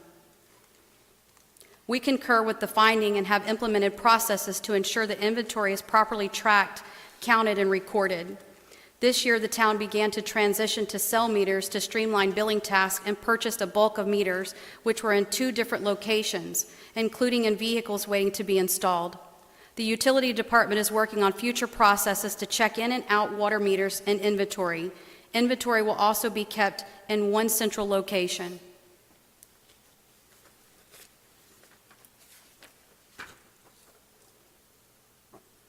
View recommendation.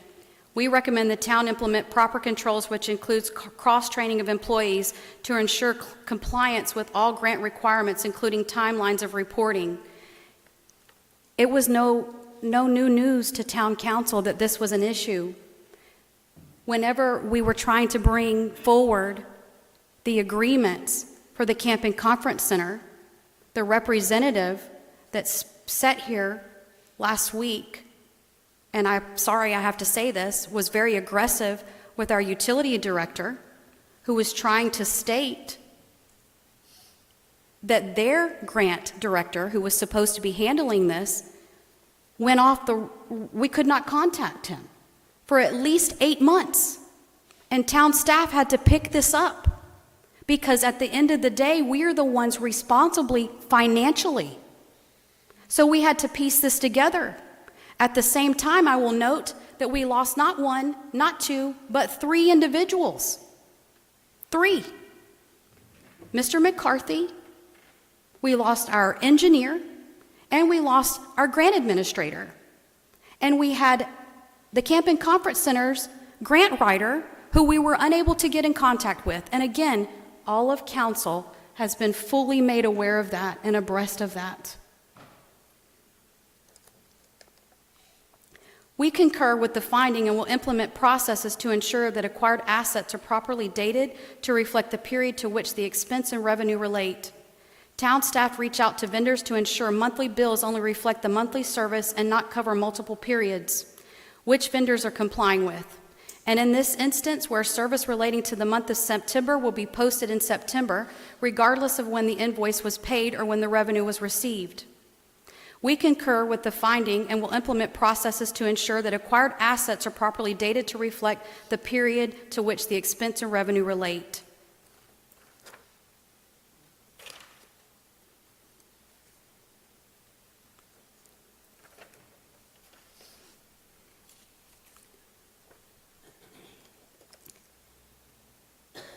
It goes on and on and on to reflect where we put measures in place. There are very few items that are noted here. I roughly view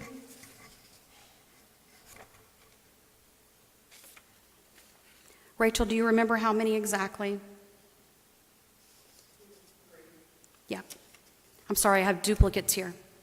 There were only 3 in an overall audit, and they had corrective actions before they left here. They came and they stand before council and they gave all of the information to you when they showed up. We provided everything. There was no hiding. We did not hide anything. And I'd like to note that some of the individuals that continually attack our finance department are the very individuals who came here previously in 2012. And I know this because they came to my office with the documents where they were able to come in and evaluate staff and make recommendations. Councilwoman Eberhardt, you were part of that. Yes, very way back. The point is that the town has been very open for transparency. We have had an open door policy to everyone, even people who do not live within the town limits. We have said, these are all passed out. These are all passed out because the way that we see it is that if we don't have each other, we can't move forward. These are puzzle pieces that we pass out to the community, and we tell everyone, you are a part of our community. We have an individual that consistently shows up in this meeting, and I don't want to say names, but when our staff offered this and said, hey, you're part of the community, I don't want that. So why do we have to do business so nasty?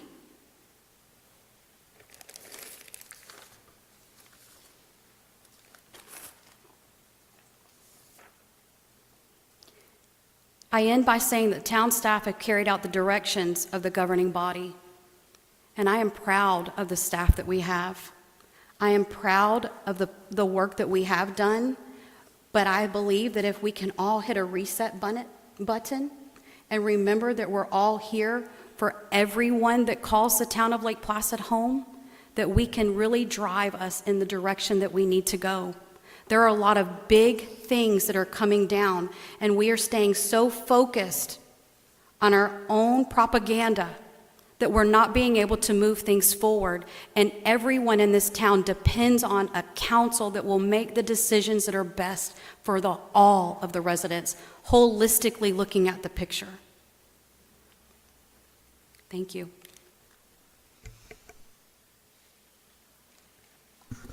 Charlotte, I want to make a couple questions and also put some things into perspective on what you said.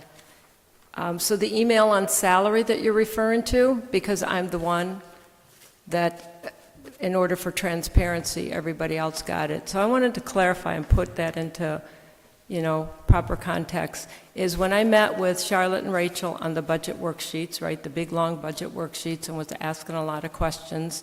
One of the things I did ask is, what are your assumptions for salary increases? And it was $1 to $2 a person. And we're going to be passing that out based on evaluation. But I was more interested in the spreadsheet, and can we see the spreadsheet? Because there was some hidden columns of doing some comparative from year to year. And so Rachel is very organized. And so she was able to bring up the spreadsheet, address my questions, unhide, and I said, yeah, those are the years that I want to compare it to. Can you send me that spreadsheet? And she did. She emailed it to me. What was discovered is there was a tab on that spreadsheet called salaries with all of the individuals of the town, names and salaries and everything. So by somebody inferring, because we all got this tab inside of a budget spreadsheet, that was our quasi-approval of town salaries, I believe is inconsistent with how it was passed out, number one. And just clarification on the attorney RFP, because I didn't know that these concerns had come up, is you're right, on November 23rd, you sent town council, the attached RFP is going out tomorrow. I had never seen it before. I had never had input into it, not that I need to because it's an attorney's job description. But I was surprised on that email that the town attorney wasn't copied, and then we found out last week he had never seen the job description on the role he did. So I just think that there's some clarifications of things that sometimes maybe the full picture isn't out there, or what maybe seems like sensitive to one was, oh, well, here's how that process happened. I think on the audit, maybe where the confusion is you're right, the town audit, the partner of the audit firm gave a verbal update. We never had anything because it hadn't been finished yet. So he came to the meeting, he stood at that podium, and he gave a verbal update, but nothing for us to follow. Couldn't ask questions because it was a verbal update. Subsequent to that, the audit was finalized, but in past years, it was always the audit, the completed audit would be part of the town packet, and then it would be discussed. Maybe the timing didn't allow that, but everything that you just picked up on the audit and read, the public and council hasn't seen that. Now, I asked for the completed audit. I don't know if the rest of you have that. But so I think that's where sometimes confusion takes place, is things that we did before, we've kind of changed. And on that audit, the public was never made aware of minimal things were found in the audit because it didn't come forward in a town meeting in the town packet so that people could review it. So just a couple comments. I'm glad you went through the history of who constructed the employment agreement, because the perception I'm getting is that you wrote it yourself. And so that's cleared up. And then secondly, the clause about if there are two council people newly elected, so on and so forth, and that was like, oh, what's the ulterior motive behind that? The truth is, it's a common clause. Avon Park has that. It's elsewhere. There is no subterfuge.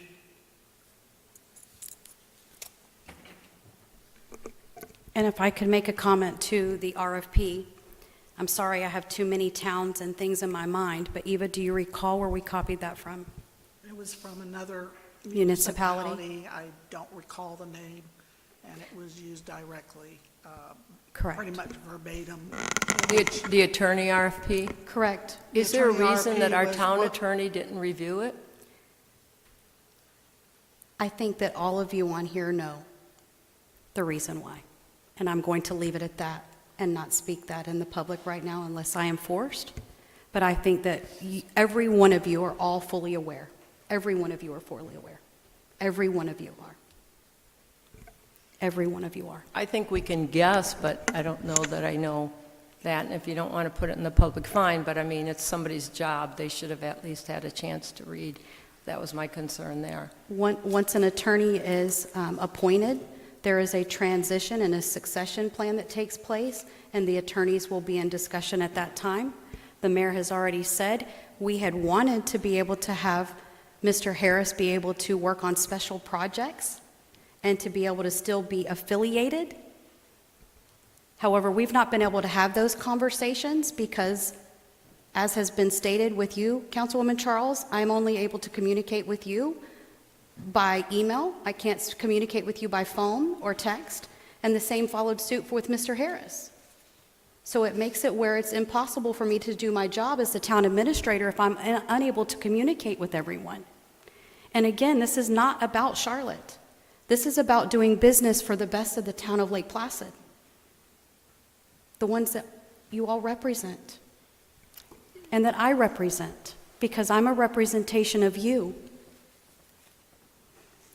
I would like to make a comment that in the resolution, it outlines the town administrator's scope of work. A says supervises and directs all town department heads, contractors, and franchise entities. Serves as the town's point of contact, as stated, an open door policy, email for communication where anyone who has a concern or question is open to email. One-on-one, and again, as many of you in the audience have met with me, residents, other council members. Publishes the agendas for and attends all town council meetings. I do that. Communicates the official plan, the policies and procedures to staff and the general public. I do that as well. Carries out intergovernmental relations with other agencies. I have a very positive and active presence in the community. Directs a high level of customer service to internal and external customers. I work with surrounding municipalities. I'm a member of the Rotary.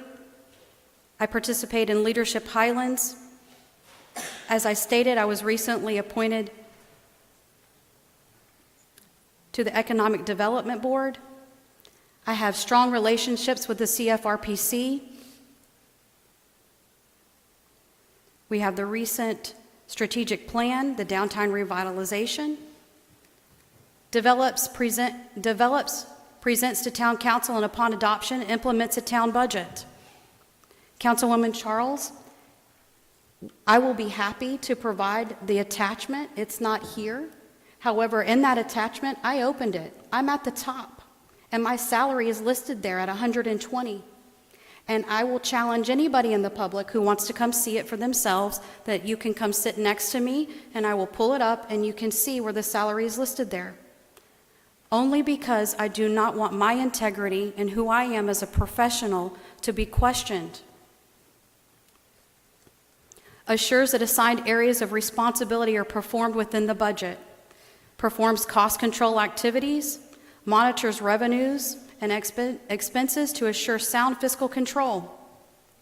Assists the department heads in preparing their annual budget, their budget requests, and then finalizes the budget for submission to the town council.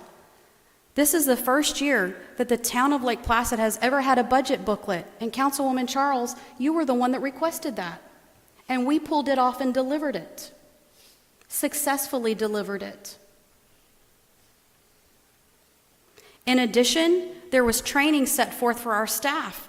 They have never been involved as in depth as they have been, and they will all attest to that. Again, don't take my word for it, speak to them yourself.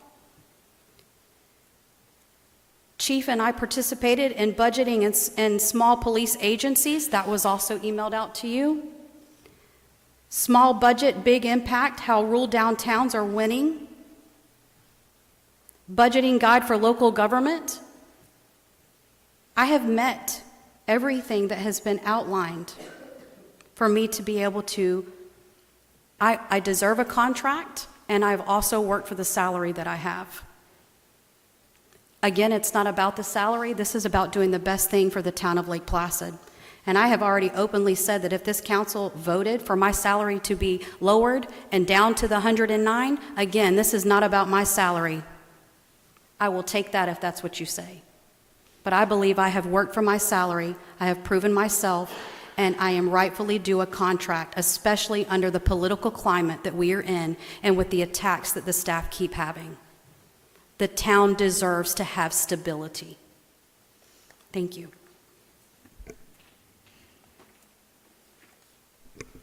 I just want to say again, too, because I talked to staff, and I've been watching what's going on. I've never seen anything like this that's been going on in the town. It hurts my spirit to see how negative and horrible. how people talk to each other. It's just not a good situation. We have had change in utility directors. We have had administrators, like I said before, 4 different town administrators in 3 years. Now, Phil was here a long time, but I'm counting him in, but I'm just saying, in transition, that's a lot of change. We've had, I think, 3 different utility directors. And we're trying to do a $40 million grant. We're trying to do a lot of things that just our tiny little town, and it's amazing. And our staff is working weekends and coming in at 7 in the morning, and they are working way more than you could even imagine. And then this is a sad thing. People can say they don't like you, they can say you make mistakes, everybody makes mistakes, but when they attack your actual integrity, that is where the wheels fall off. And I see that happening a lot. And it's just unfortunate. I know it hurts me when people attack my integrity. I'm not perfect, I make mistakes, but I try to do the right thing. And that's not going on here. I cannot tell you we need stability. We need it now.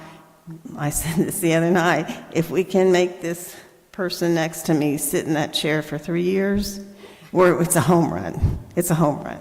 So anyway, that's my thoughts on it. I appreciate your time.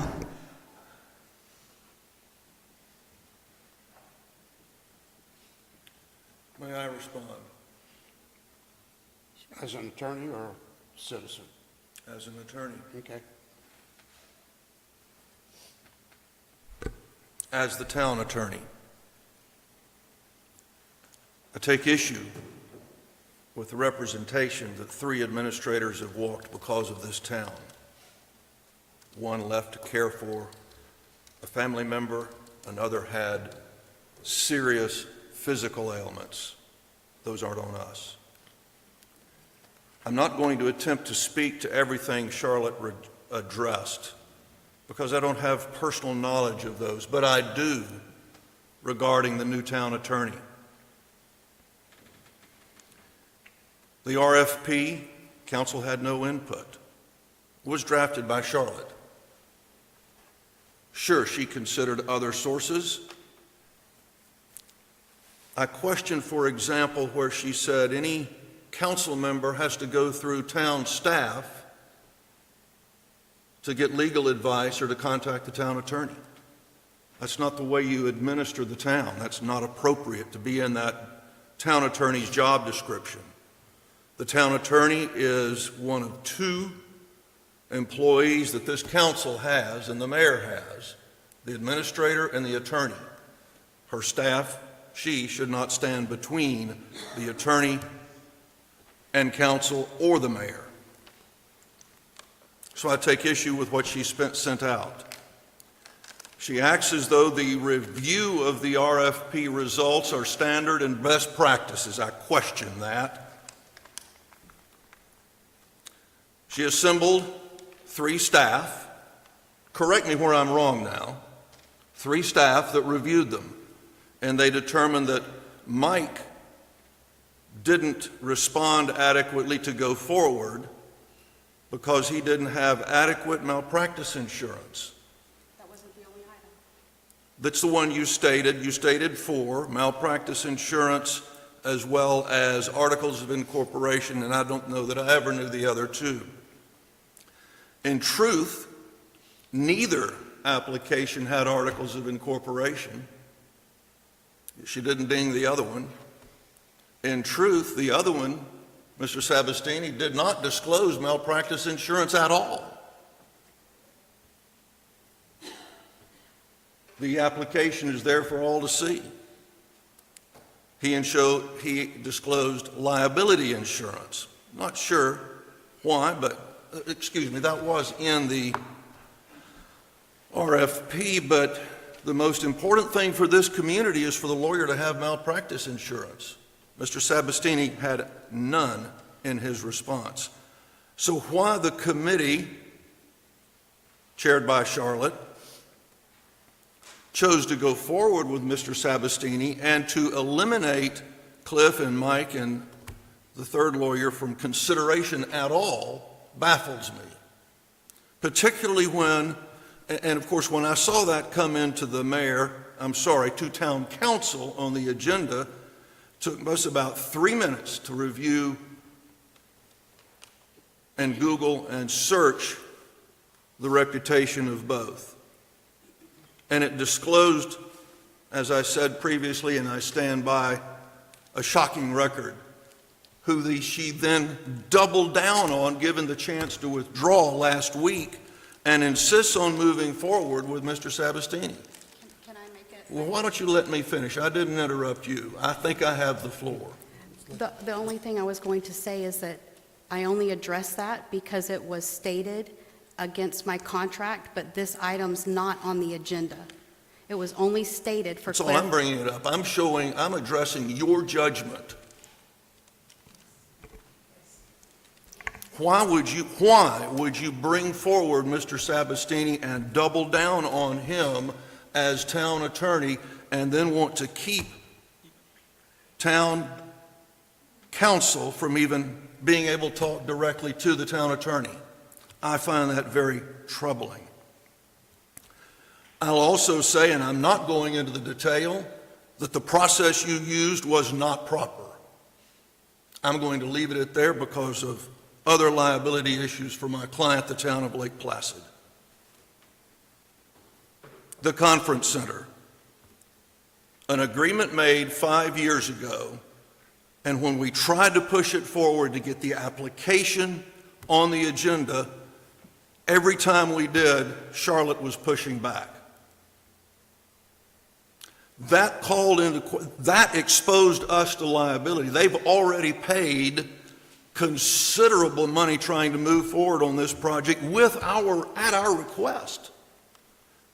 Had she prevailed, the application would not, according to the experts, would not have been completed, and the project would have died, and it would have been our fault. So yes, as town attorney, I intervened and I pushed that forward. When it was explained, you voted 4-0 for it. So I question her judgment. Why did she try to stop that conference center project? Can I respond? But when I finish. I apologize, I thought you were finished. And I recall the discussion of the fire hydrants had already been addressed. I don't think any member of this council has said no contract. The issue is evaluation. Thank you for allowing me to speak, Mr. Mayor. Okay. I think that we could probably go on all night, and this is exactly what I'm trying to tell you has been going on. And you are witnessing it tonight. And it's disappointing, and I just don't understand. This is how our staff's being treated. And I just want you all to understand why this is important, to go ahead and assure someone they have a job, and that every day they don't know what's going to happen, and that they get treated fairly with their integrity intact. So I'm going to go ahead and make a motion, and I said this the other day, this is just a statement of support for all this stuff that's been going on, and this is every day. So I'm going to go ahead and make a motion, and in respect to the mayor, because he's asked us to do this, he has the power to do it, and he has given his life for how many years? Like 20 years. So I'm going to do this. I don't remember him ever asking us to do something like this before, and I've been on this council 21, 22 years. So what I'm saying is, out of respect for the mayor, he's asking us to do this, and in stability to the town, I'm going to make a motion to approve the town administrator employment contract as presented.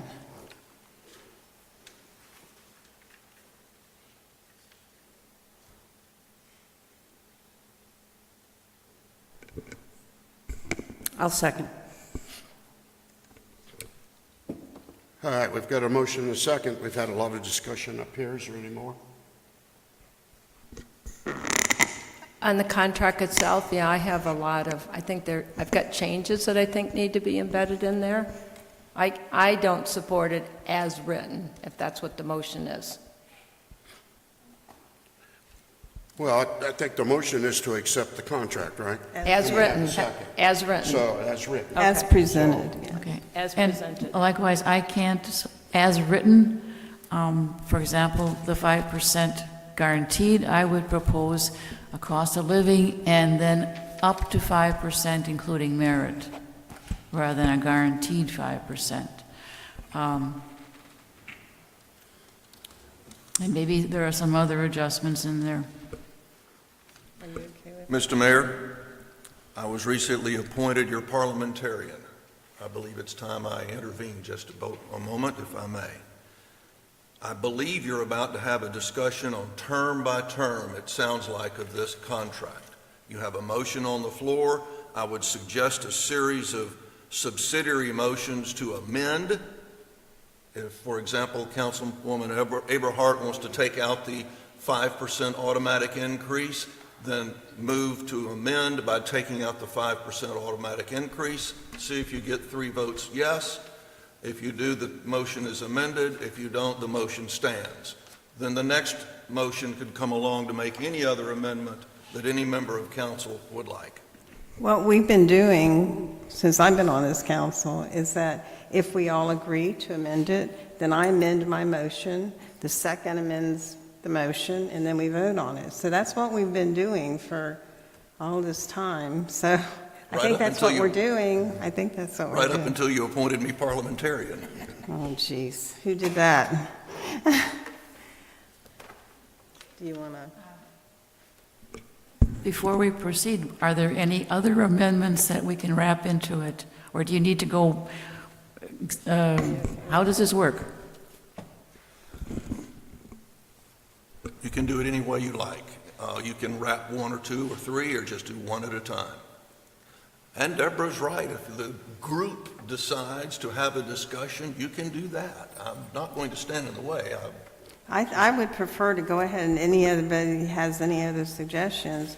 And at the same time, I think we probably just need to ask, once we've finished with this, would our town administrator accept it or is she going to quit? So I think we need to know that. So, and if she has a problem with any of these, then we need to talk about it. This is our family. We need to talk about it. We need to come to a decision so we can all go forward. So, What did you just say? Our town administrator is going to quit?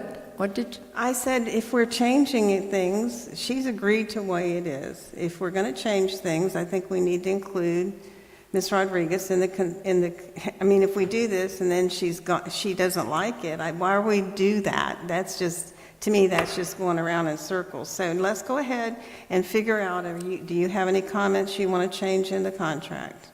I do. Okay. So let's bring the contract up. I think it might be easier also for, as the discussion's taken place. And there's going to be times I'm going to ask the town attorney too, because just for clarification, so we took the Avon Park one, right? Charlotte, you got the Avon Park? Correct. And then you and Rachel gave that to the PRM attorney for him to look at? Because today you've given us 13 more, which is good, because they range from 6 pages to 12, right? So every city has different but similar terminology. Yes, ma'am. So I took the Avon Park, and I made modifications to it. It was provided to Rachel and also to the mayor, and was stated that this is what my request is. This was my request. So what you see here is what I have requested for my contract. And it has been consistent when I have looked across other municipalities and what has been out there, which is why it has been provided to you, because this is my request. Additionally, Rachel, as the HR director, which is proper practice, is she said I need to send this to our PRM attorney because he is our labor attorney, where Mr. Harris has said he doesn't handle labor matters. It was properly vetted through our PRM attorney, who is our labor attorney, who agreed, and as you already saw in the email, agreed that this is standard practice with the language that is written in. The contract stands as is. The contract stands as is, except for my increase. I am perfectly fine with looking at that with the cost of living, but everything else in there is a standard contract. And I do not believe that I should be requested to change that. So it's standard for Avon Park and some modifications, but some of the labor contracts that you've given us, there's a lot of differences, and some I looked at too. And so I appreciate that. And my comments about PRM, right? PRM is the insurance company, so they're going to be looking at insurance liability and that. Whereas the town attorney, right, is looking at our charter, he's looking at our policies, and he's looking at other things to make sure that the town is being protected. So each of them provide a different type of value. And there's should be no way that we overlook the town attorney's feedback. So if you pull it up, these are my concerns, and I guess we're Robert's rules now, so if we do the parliamentary one at a time, I'm fine. Whereas the town operates under strong mayor council, we actually don't have in our charter anyway the word strong. We basically say, you know, a mayor, town council. I just wonder if that paragraph is even needed, right? Some of these, the paragraphs probably aren't even needed. The next paragraph says, desires to enter into a first formal written employment agreement.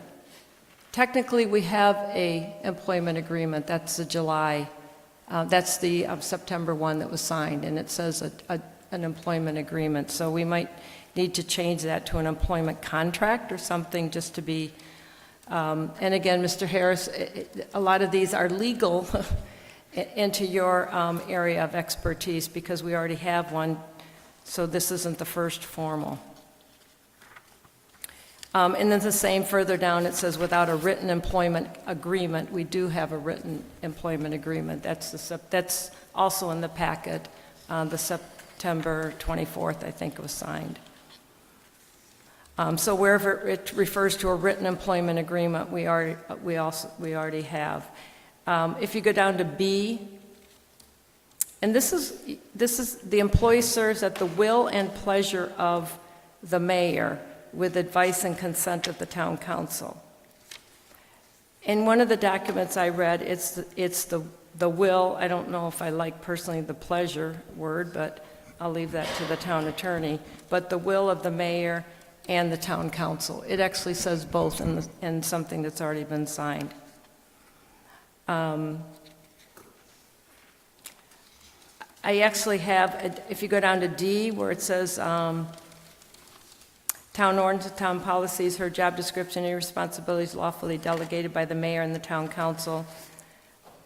I think we should add as they exist now or from time to time may be changed, because they're going to change, and so we need to reflect that.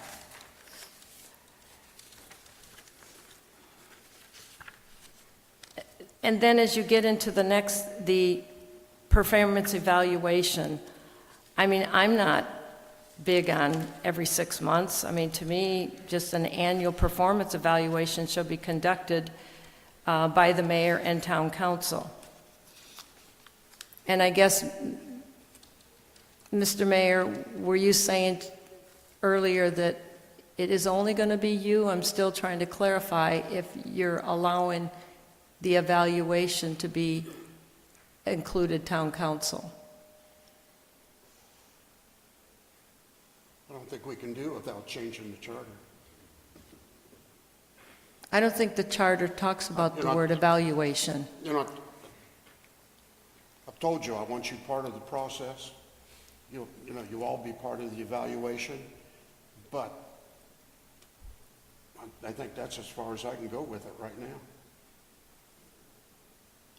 Well, I mean, Because I can't change the charter. I don't think the charter talks about the evaluation. I don't know. We'd have to get into it and see. If it does, we haven't been following the charter then, if we've never done an evaluation. But there again, I will tell you that you will be part of the evaluation process. So this could be then changed to say, an annual performance evaluation shall be conducted by the mayor and the town council. Right? Doesn't need to be 100, then strike the rest of the The way it sentences. is, with the consultation from town council. Well, what do you describe consultation as? I'll accept your feedback.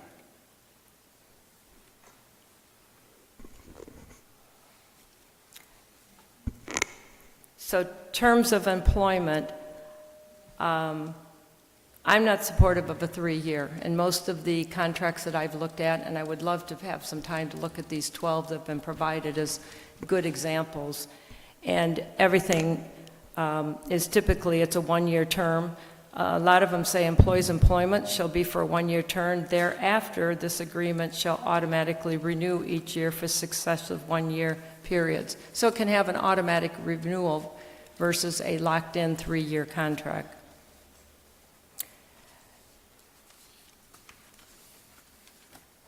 And then it can also say, unless either party provides not less than 90 days prior written notice to the other party of intent not to renew the contract. So that's typical language that I've seen. I haven't looked at the 12, I think, Charlotte, that you provided to us to see what do they have in there for the term of agreement. But usually there's not a locked-in 3-year. I'm not supportive of a automatic 5% in an employment contract. Typically, salary is based on evaluation. What this one is saying is employee will receive a 5% annual increase to the salary, and then later is an additional salary increases. Employees eligible for across-the-board salary increases provide to other town employees subject to the approval of town council. That, to me, is what I would expect, as we, just like we did, as we go through the merit time, we make the recommendation what it should be. And I'm fine with B there, but I'm not supportive of, in addition to B, a 5% a year base annual salary increase. So I would strike A.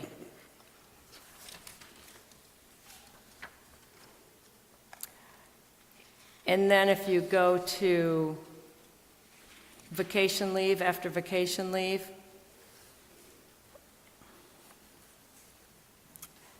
generally what I saw, and this is kind of to protect the town, you know, a lot in here is to protect the employee. And I get it. I understand that our town administrator wants a broader written contract than what we already have in place as an agreement, as a job agreement.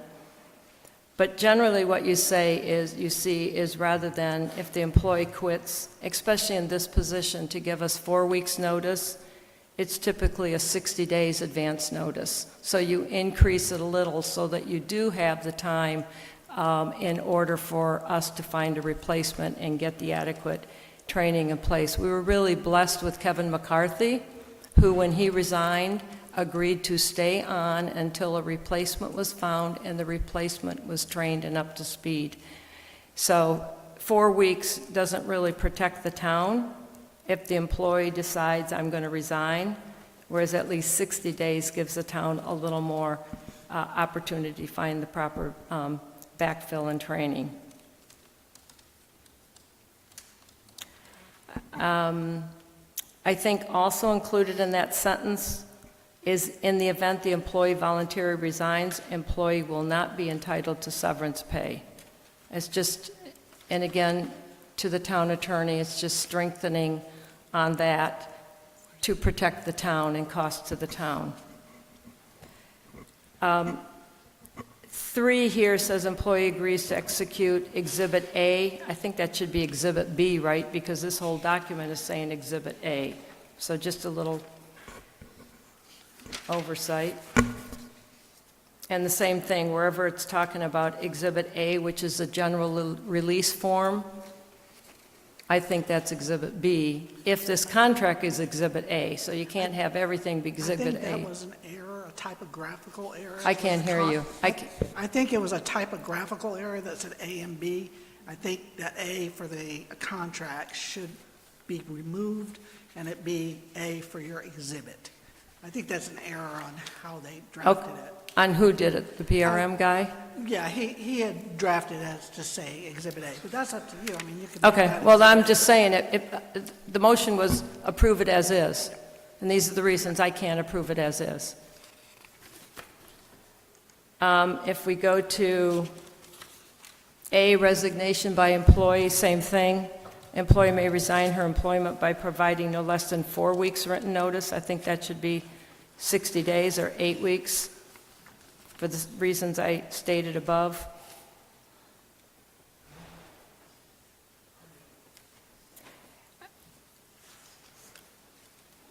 This is, then down below where it talks about severance pay, this is where I really need, and I think we all do, kind of advice and approval by the town attorney on a lot of these terms.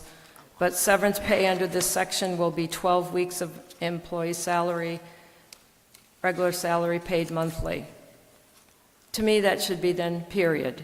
The whole, however, in the event of the termination without cause, 60 days, if newly elected council members, I think that all should be stricken. Avon Park had it. I've never seen it in any other contract. And that's where it gets to be political. Why put something on the next council and things like that? I think it's an area that you don't want in this contract. I don't want it in this contract.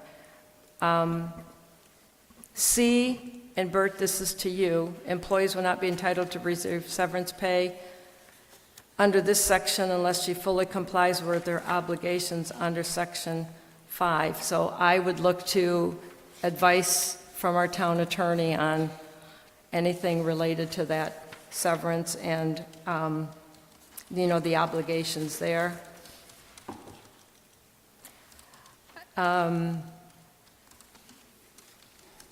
I think 3, if you keep going, it says termination with cause. Maybe it's minor, but it should say for cause. And the town shall have no obligation to provide. I think we can strengthen the with not be entitled to. And then it says can be defined for cause for purposes of this section shall be defined as any of the following reasons or a combination. I would strike or a combination of the following reasons, but I would put but not limited to.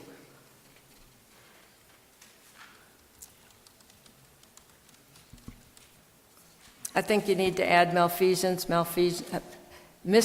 malfeasance, and I guess, again, Bert, to you, are these sufficient from what you've seen? Is it too strict or not? So I would look to your comments on the definition of reasons for termination for cause.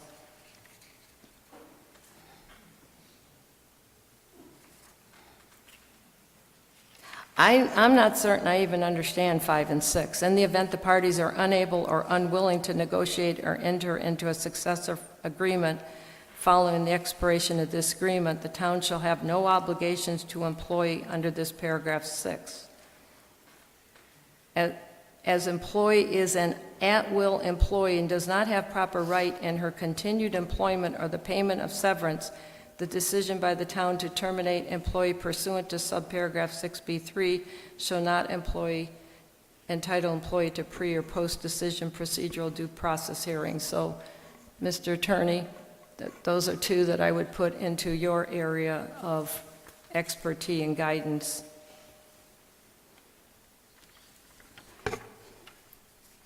This does talk about the town's personnel policies as they now exist, so I guess we're agreeing to that, but we've never seen it, or later maybe changed.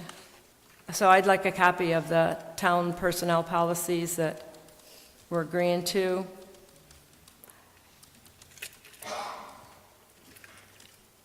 And G, Bert, should any section or provision of this agreement, the deletion of which would not adversely affect, in the general sense, the remainder, be declared by a court of competent jurisdiction to be invalid or enforceable. So we start talking about court, I look to you to make sure that that language is proper.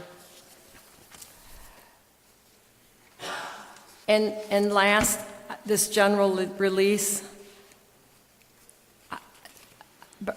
Bert, I look to you. I mean, that whole general release to me is all attorney language, and all of those terms good. It talks about in consideration of the mutual promises. Well, I don't know what they are, so if that's, all of this.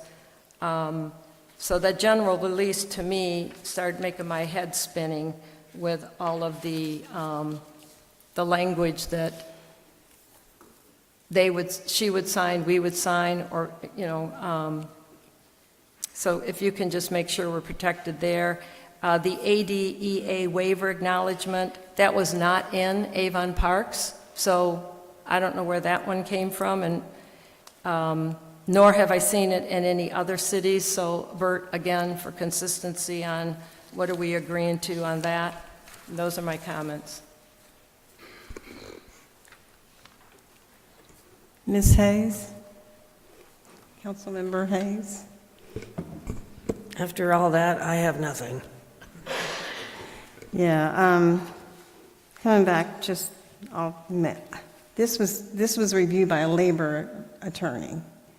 Mr. Harris is not a labor attorney, so there might be language in here that is consistent with the laws of labor that are constantly changing. Any specialty field like that, they have to stay up on what's current and what's in the statute and everything. So I'm very comfortable with the law language because it was done by a labor attorney, a specific specialist.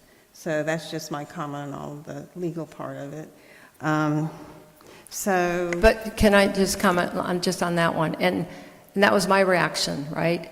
But then you start looking at it, the labor attorney, right? He's our insurance attorney, so he's looking to make sure from the insurance perspective it's fine.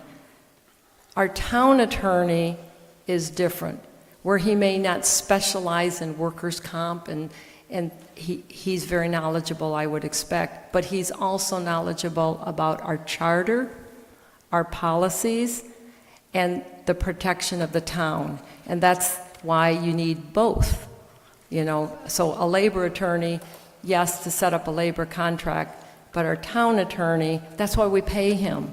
That's why we trust him, because he's protecting the town, the taxpayers, and this council, along with the employees. So to me, that's the difference of, I have a lot of respect for our town attorney's opinion. Okay, so back to the motion. Okay, so could you repeat what change you wanted in the base salary?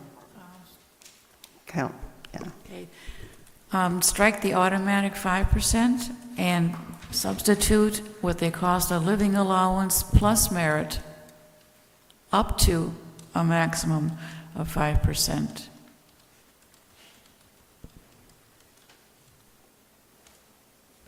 Okay, so I'm going to amend my motion to include that, to strike at the top of the pages of the employment agreement, Exhibit A. And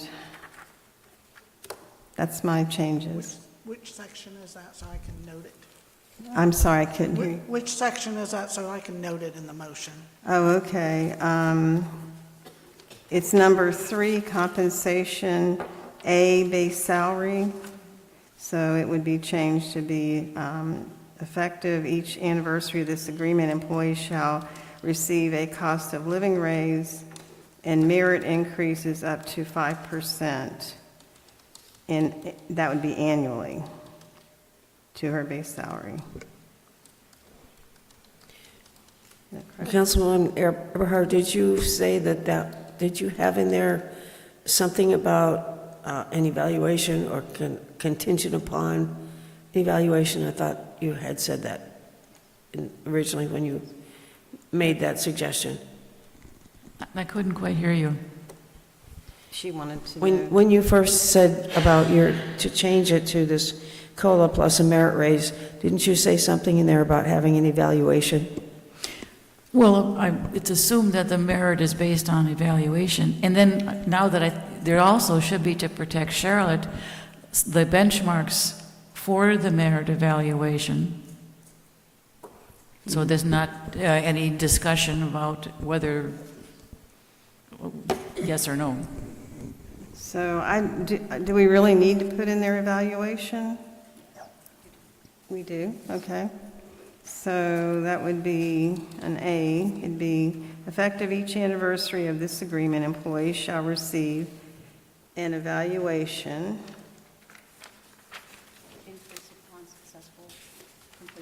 Could you?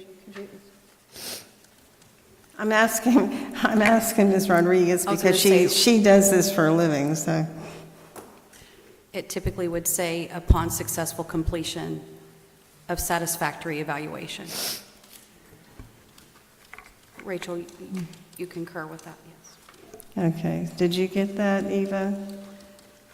I do have the basis of it. I can't verbatim it, but I'll have the correct one as the motion. Okay, all right, well, if you can add that in there as well. And so that's my amendment change, my motion with the amendment changes. I'll And Colleen? amend my second appropriately. Okay. Thank you. So those are all the changes? Everything I've said you're just disregarding? Wow. And the second also? Yeah. Just a quick question. Just because that salary increase, it's consistent with the current job description. Salary increases each year are subject to an overall rating of satisfactory in performance, so it's consistent there. So also then, the motion and the second have no interest in our town attorney reading and approving this? We've had a specialist, a labor attorney, review this, and government is different than most. When you, every class, I'm sure industry has certain things that they have to address. This is a government contract, and a labor attorney reviewed it, and to me, it's very consistent with the other things I've ever looked at. It's very consistent. It's government. And in government, we have a town attorney, so just so you're not interested in Mr. Harris's review? I am not, because he's not a labor attorney, and I just don't see the point of having somebody that's not a specialist review this. If you were going to do that, I would say send it to another labor attorney for its consistency. But we're moving forward because we need to. We need to get this town stable. We need to go ahead and get consistency, and that's my point. So that's it.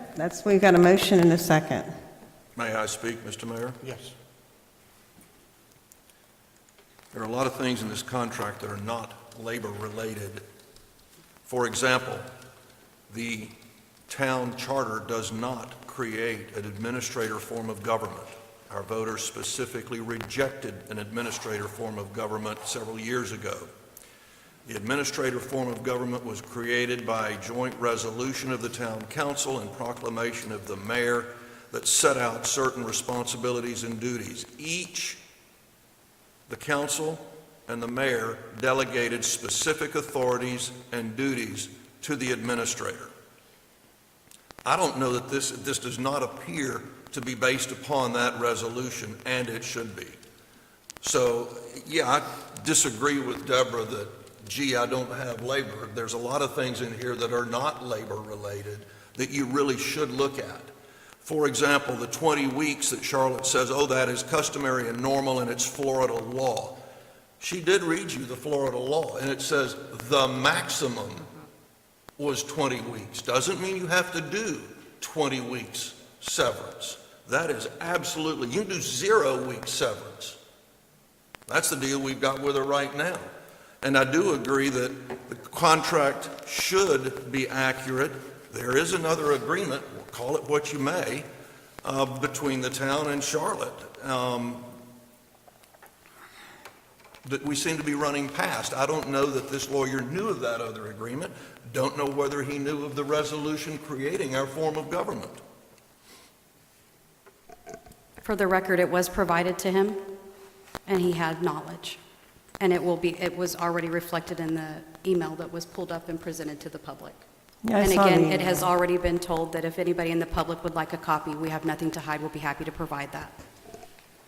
For example, I think your duty should be tied strictly to that resolution, which may be changed at any time by either the mayor or the council, which comes back to the evaluation question. This resolution was provided. That's fine, it may have been provided. I disagree with the man's conclusion. Resolution 2024-29 was provided. And I disagree with his conclusion on how to structure the contract vis-a-vis that resolution. The council can withdraw its support of this form of government at any time.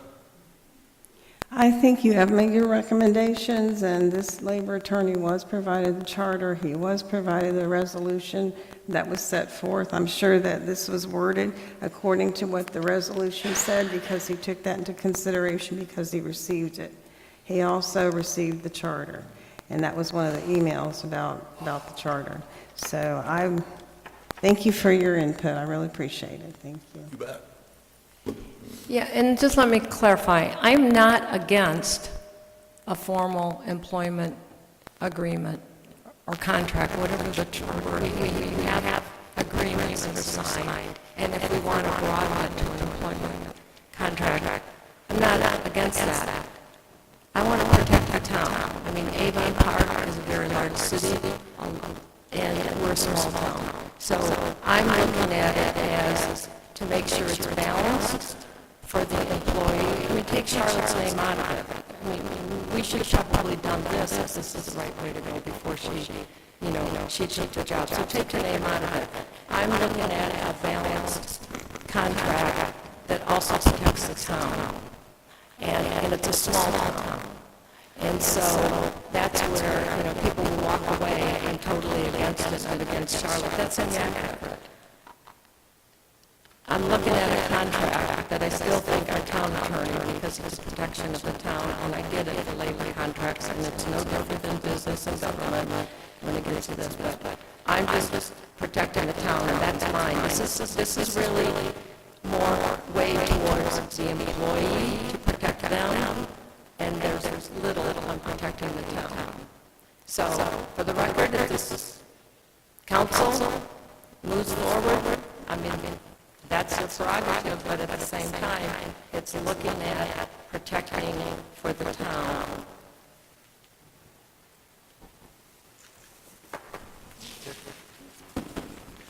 So we have a motion and a second with some amendment. Okay. I'll take it to the audience.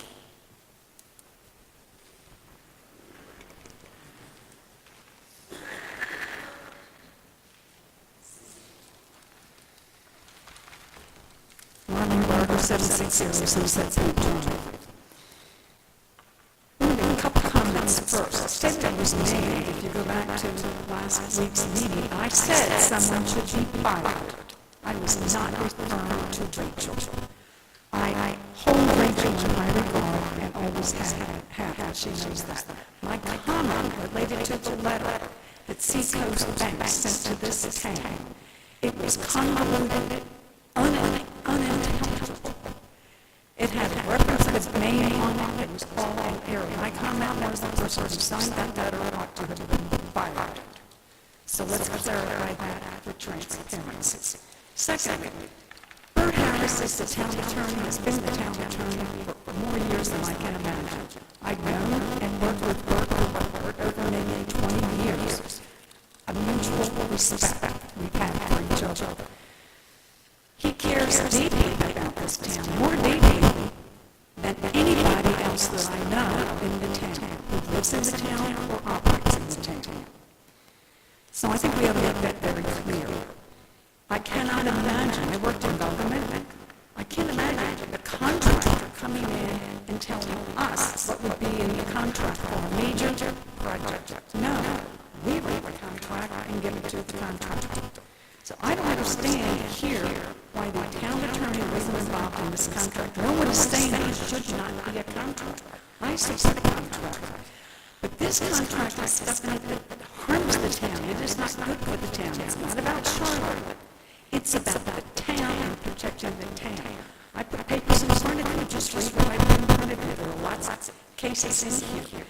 Avon Park has over 10,000 people. It has a budget of over $70 million.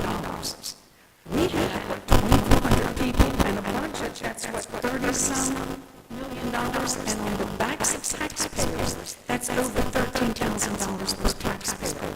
So when we have an attorney who's trying to protect the welfare and the keeping of this town, we have to be paying attention to that. I don't see any reason why we can't sit down and come up with a contract that would be acceptable to all of you and acceptable to Charlotte, rather than go, change this, change that. Colleen raised very good points, and none of that has been included in Deborah's change. And I wonder why that is. Does she not count? Another point on something else. Charlotte said several months ago, and it was a great decision, and I applauded it, and that was, if you have an attorney coming in representing a client, let's put them up on the front part of the agenda, so you're not costing the client a lot of attorney fees. And what did we do last week? We put the whole thing on the potable water thing at the very end of the agenda. That's contrary to what Charlotte said she wanted to do, and in other cases she moved things forward, but didn't move them forward on that. Why? Because she had an agenda. Time's up.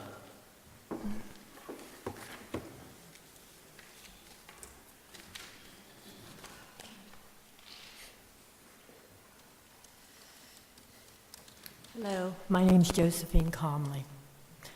I spoke 607 Sunset Point Drive.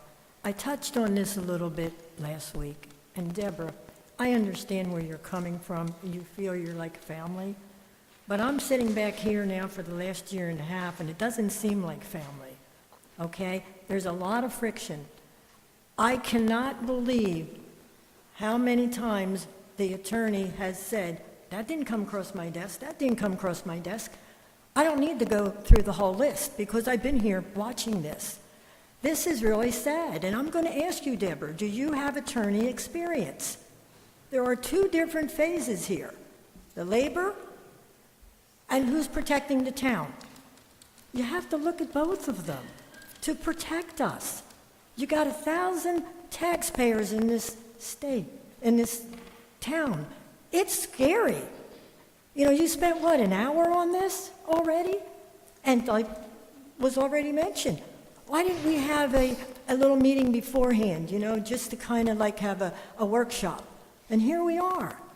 I mean, I sit here and I see Bert trying to do a fabulous job, and Debra, you just don't seem to agree on anything. It's like your way or the highway. I mean, think of the taxpayers. I believe the attorney should be involved in this. You know, I like everybody, but I just want it to be correct. I don't want to have to find out there's some kind of lawsuit because we're doing something incorrect. And if you can guarantee that, Debra, well, then go for it. But if you can't, you know, if you're not an attorney, I don't see how you can make that decision. Thank you. I'll just make a comment. Again, it's kind of like integrity. I own 4 houses in the town. I have property in the town. I just sold 3 lots that I've had for a long time. I do this because I feel like I want to help the town. I would never hurt the taxpayers. I am one of them, and I grew up here, and my family's pioneered here 100 years ago. The house I live in has been in my family a little over 90 years. So I don't think that I'm frivolous, and I think I take this extremely serious, but I'm on the front line out here every day, and I think that this needs to go forward, and we need stability in the town more than anything. We have got major projects in the ground that we cannot fool around with this and wait anymore. We need stability. I think that staff respects Charlotte extremely. I go to the county meetings and I hear wonderful things. We never had an administrator that went out and you know, that's what we need. We need county support. We need everybody's support in these other organizations. And Charlotte has accomplished that. And like I said, we just need to get her to sign this so we can keep her up here. So that's why I'm moving forward. Thank you, though. I appreciate your comments. And thank you for all of the comments. I do take them to heart. I want to specify for the record that the goal of public risk management and labor attorneys is to protect the organization from financial, legal, and reputational losses by identifying, assessing, and mitigating risks. That is what they do. And in most municipalities, even when I served as an assistant county administrator, we use this very organization, and they are very well known. They're not new to this. They ensure compliance with the laws, they manage the workplace disputes, and they reduce liability. They foster employee safety and organizational stability, but they do safeguard the town. That is the reason why we have a labor attorney. In addition, I have said I do not want to have the hard conversations, but I will.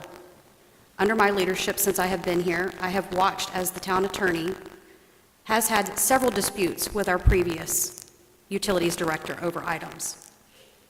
We are unable to be able to work with Mr. Harris without him having his own agenda on the way that the day-to-day operation should be managed. This has been discussed with this council, and again, I did not want to have this conversation. However, we have to be truthful and transparent. And if anyone had listened to Ms. Ventress in the last meeting, she said that this occurred in January of last year, so we're here a year again. And it also occurred when Mr. Warner was first coming on his first meeting in February at the utilities meeting. And you sit on that meeting, Councilwoman Eberhardt. It was pulled off both times. Mr. Harris and I had very heated discussions over the direction that he felt like the town needed to go.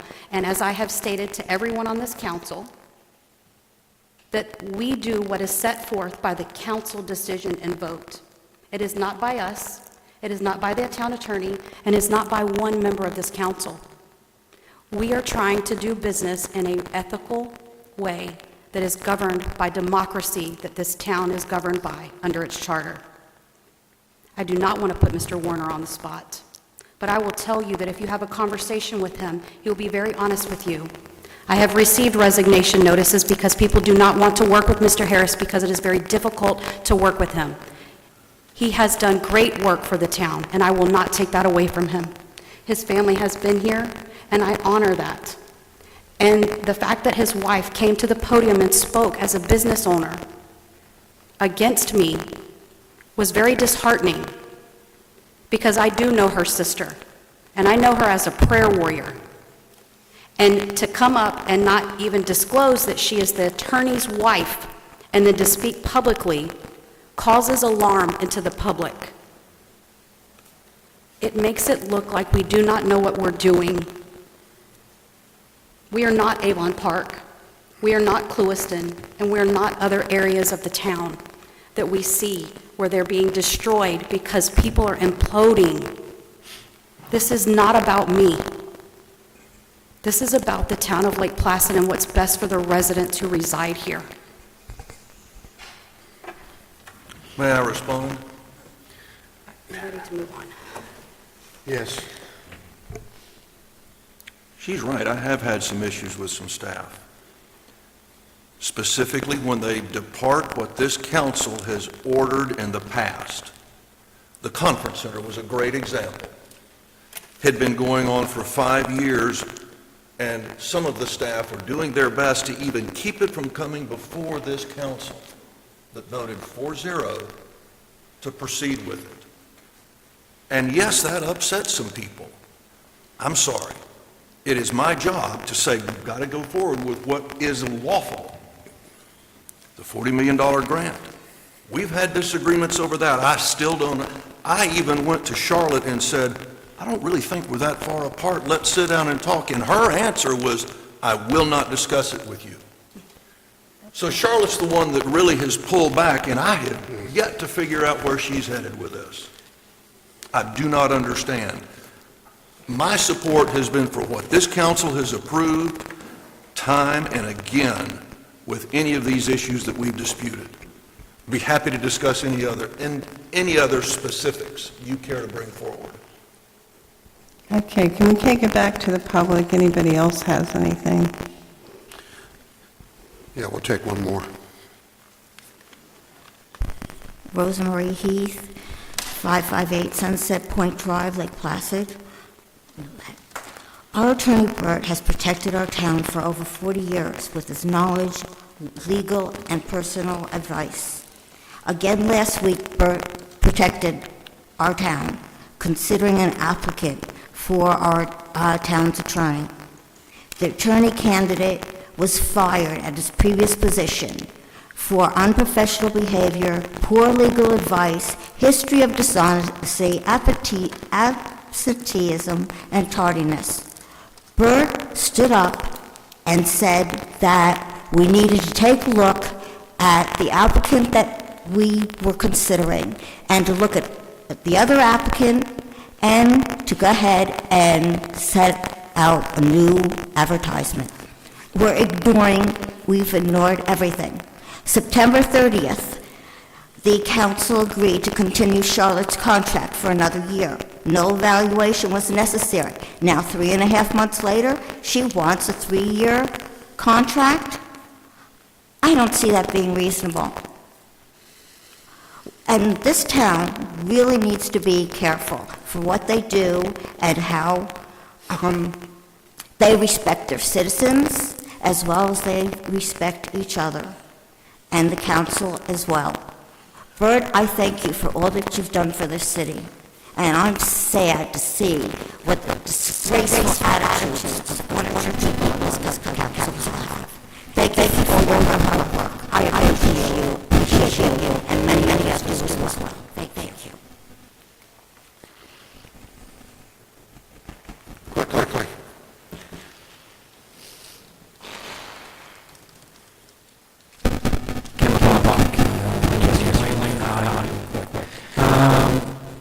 Business is something I realize is wait for something perfect, you're never going to do business. So this is the perfect no, it's probably not because it was never perfect. It's always something changing, it's always something changing. I think it's at some point in every business and everything you have to move forward. So this is that moment where, I understand. One thing you understand is you don't always treat your way. And on town council, just say, I'm not something that doesn't look right. I need to know that happens. And I just need to move on. And I think that in this town, council, always in your way. Once something happens, it's done, you need to get move on. The town is well, you must stop listening to things over game business is done forward. And this business is a failure. Keep that going. So you need to get it done, you need to move forward. On this, on the police department, I don't know whether that could be police department. Downtown, police department, you guys are going for some simple police department. Because it was going on the future is in the future. It's not going to be there. We need to get things and move forward. And say things as happens next time. It's not stopping the circles. And so I just wish that people could the decisions that you guys make on downtown. Thank you. Okay.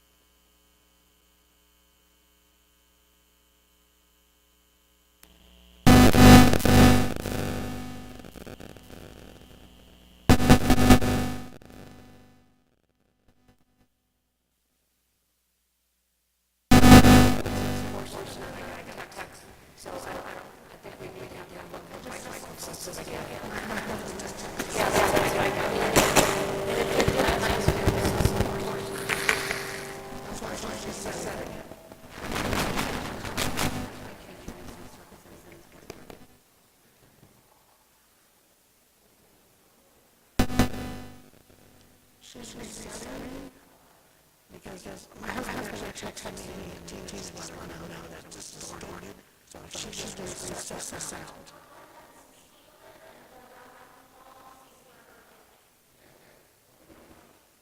Okay, Mayor, you test 1, 2, 3. Test 1, 2, 3. Test 1, 2, 3. Test 1, 2, 3. Test 1, 2, 3.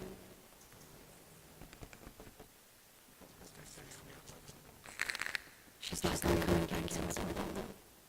Test 1, 2, 2, 3. Test 1, 2, 3.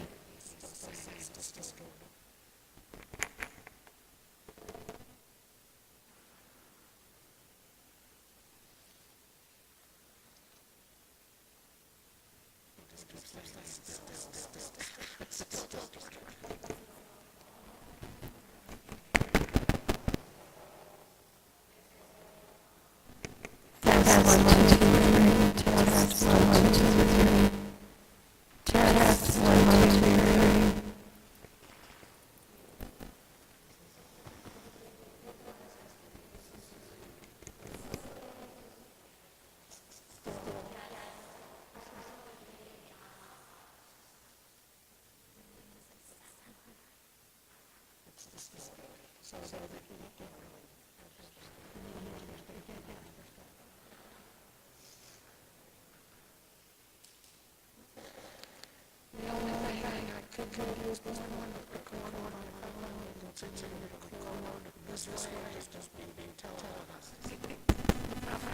The problem is, the people that are listening, who might have been in attendance, if they knew they couldn't hear, but not doing the service of the ones who are depending on the DA here online. The only I'm not suggesting is I could welcome those people who can give me a call, and I'll transfer this and maybe upload it so that they can hear the rest of the recording. I mean, technically, this was what was supposed to do. Would you load that to the town website? Yes, that's exactly what I did do. That's exactly what I did. And also maintain the background on how to put your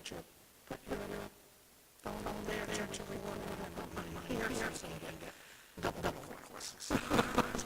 Because people who are at home, they're relying on that to know what's going on. Otherwise, they hear your person.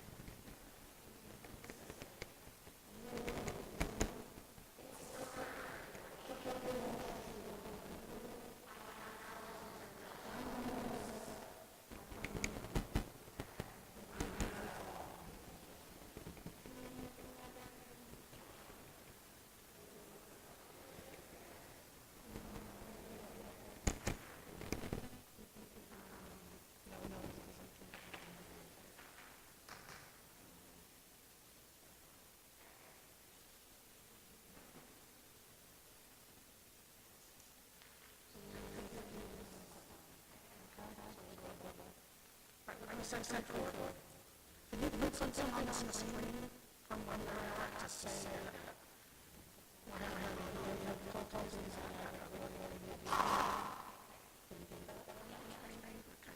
so that's what you're going to do. Rachel just put something on the screen saying we're having audio issues, and then they can go ahead and ask for a copy of the recording after the fact. And then they'll have to pass it in here to know what's going on now. This is an old system, and I know when it was that before, you probably come back with a request for my judgment. Yeah. All right, so I'm going to go ahead and go recording since we're back. Yep. So we are now recording with her. Okay, we're on. All right, so let's go ahead and council. Councilman Yes. Yes. No. No.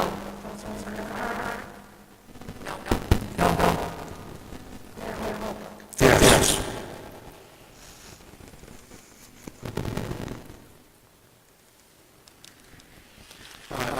Let's go ahead and take 10 minutes.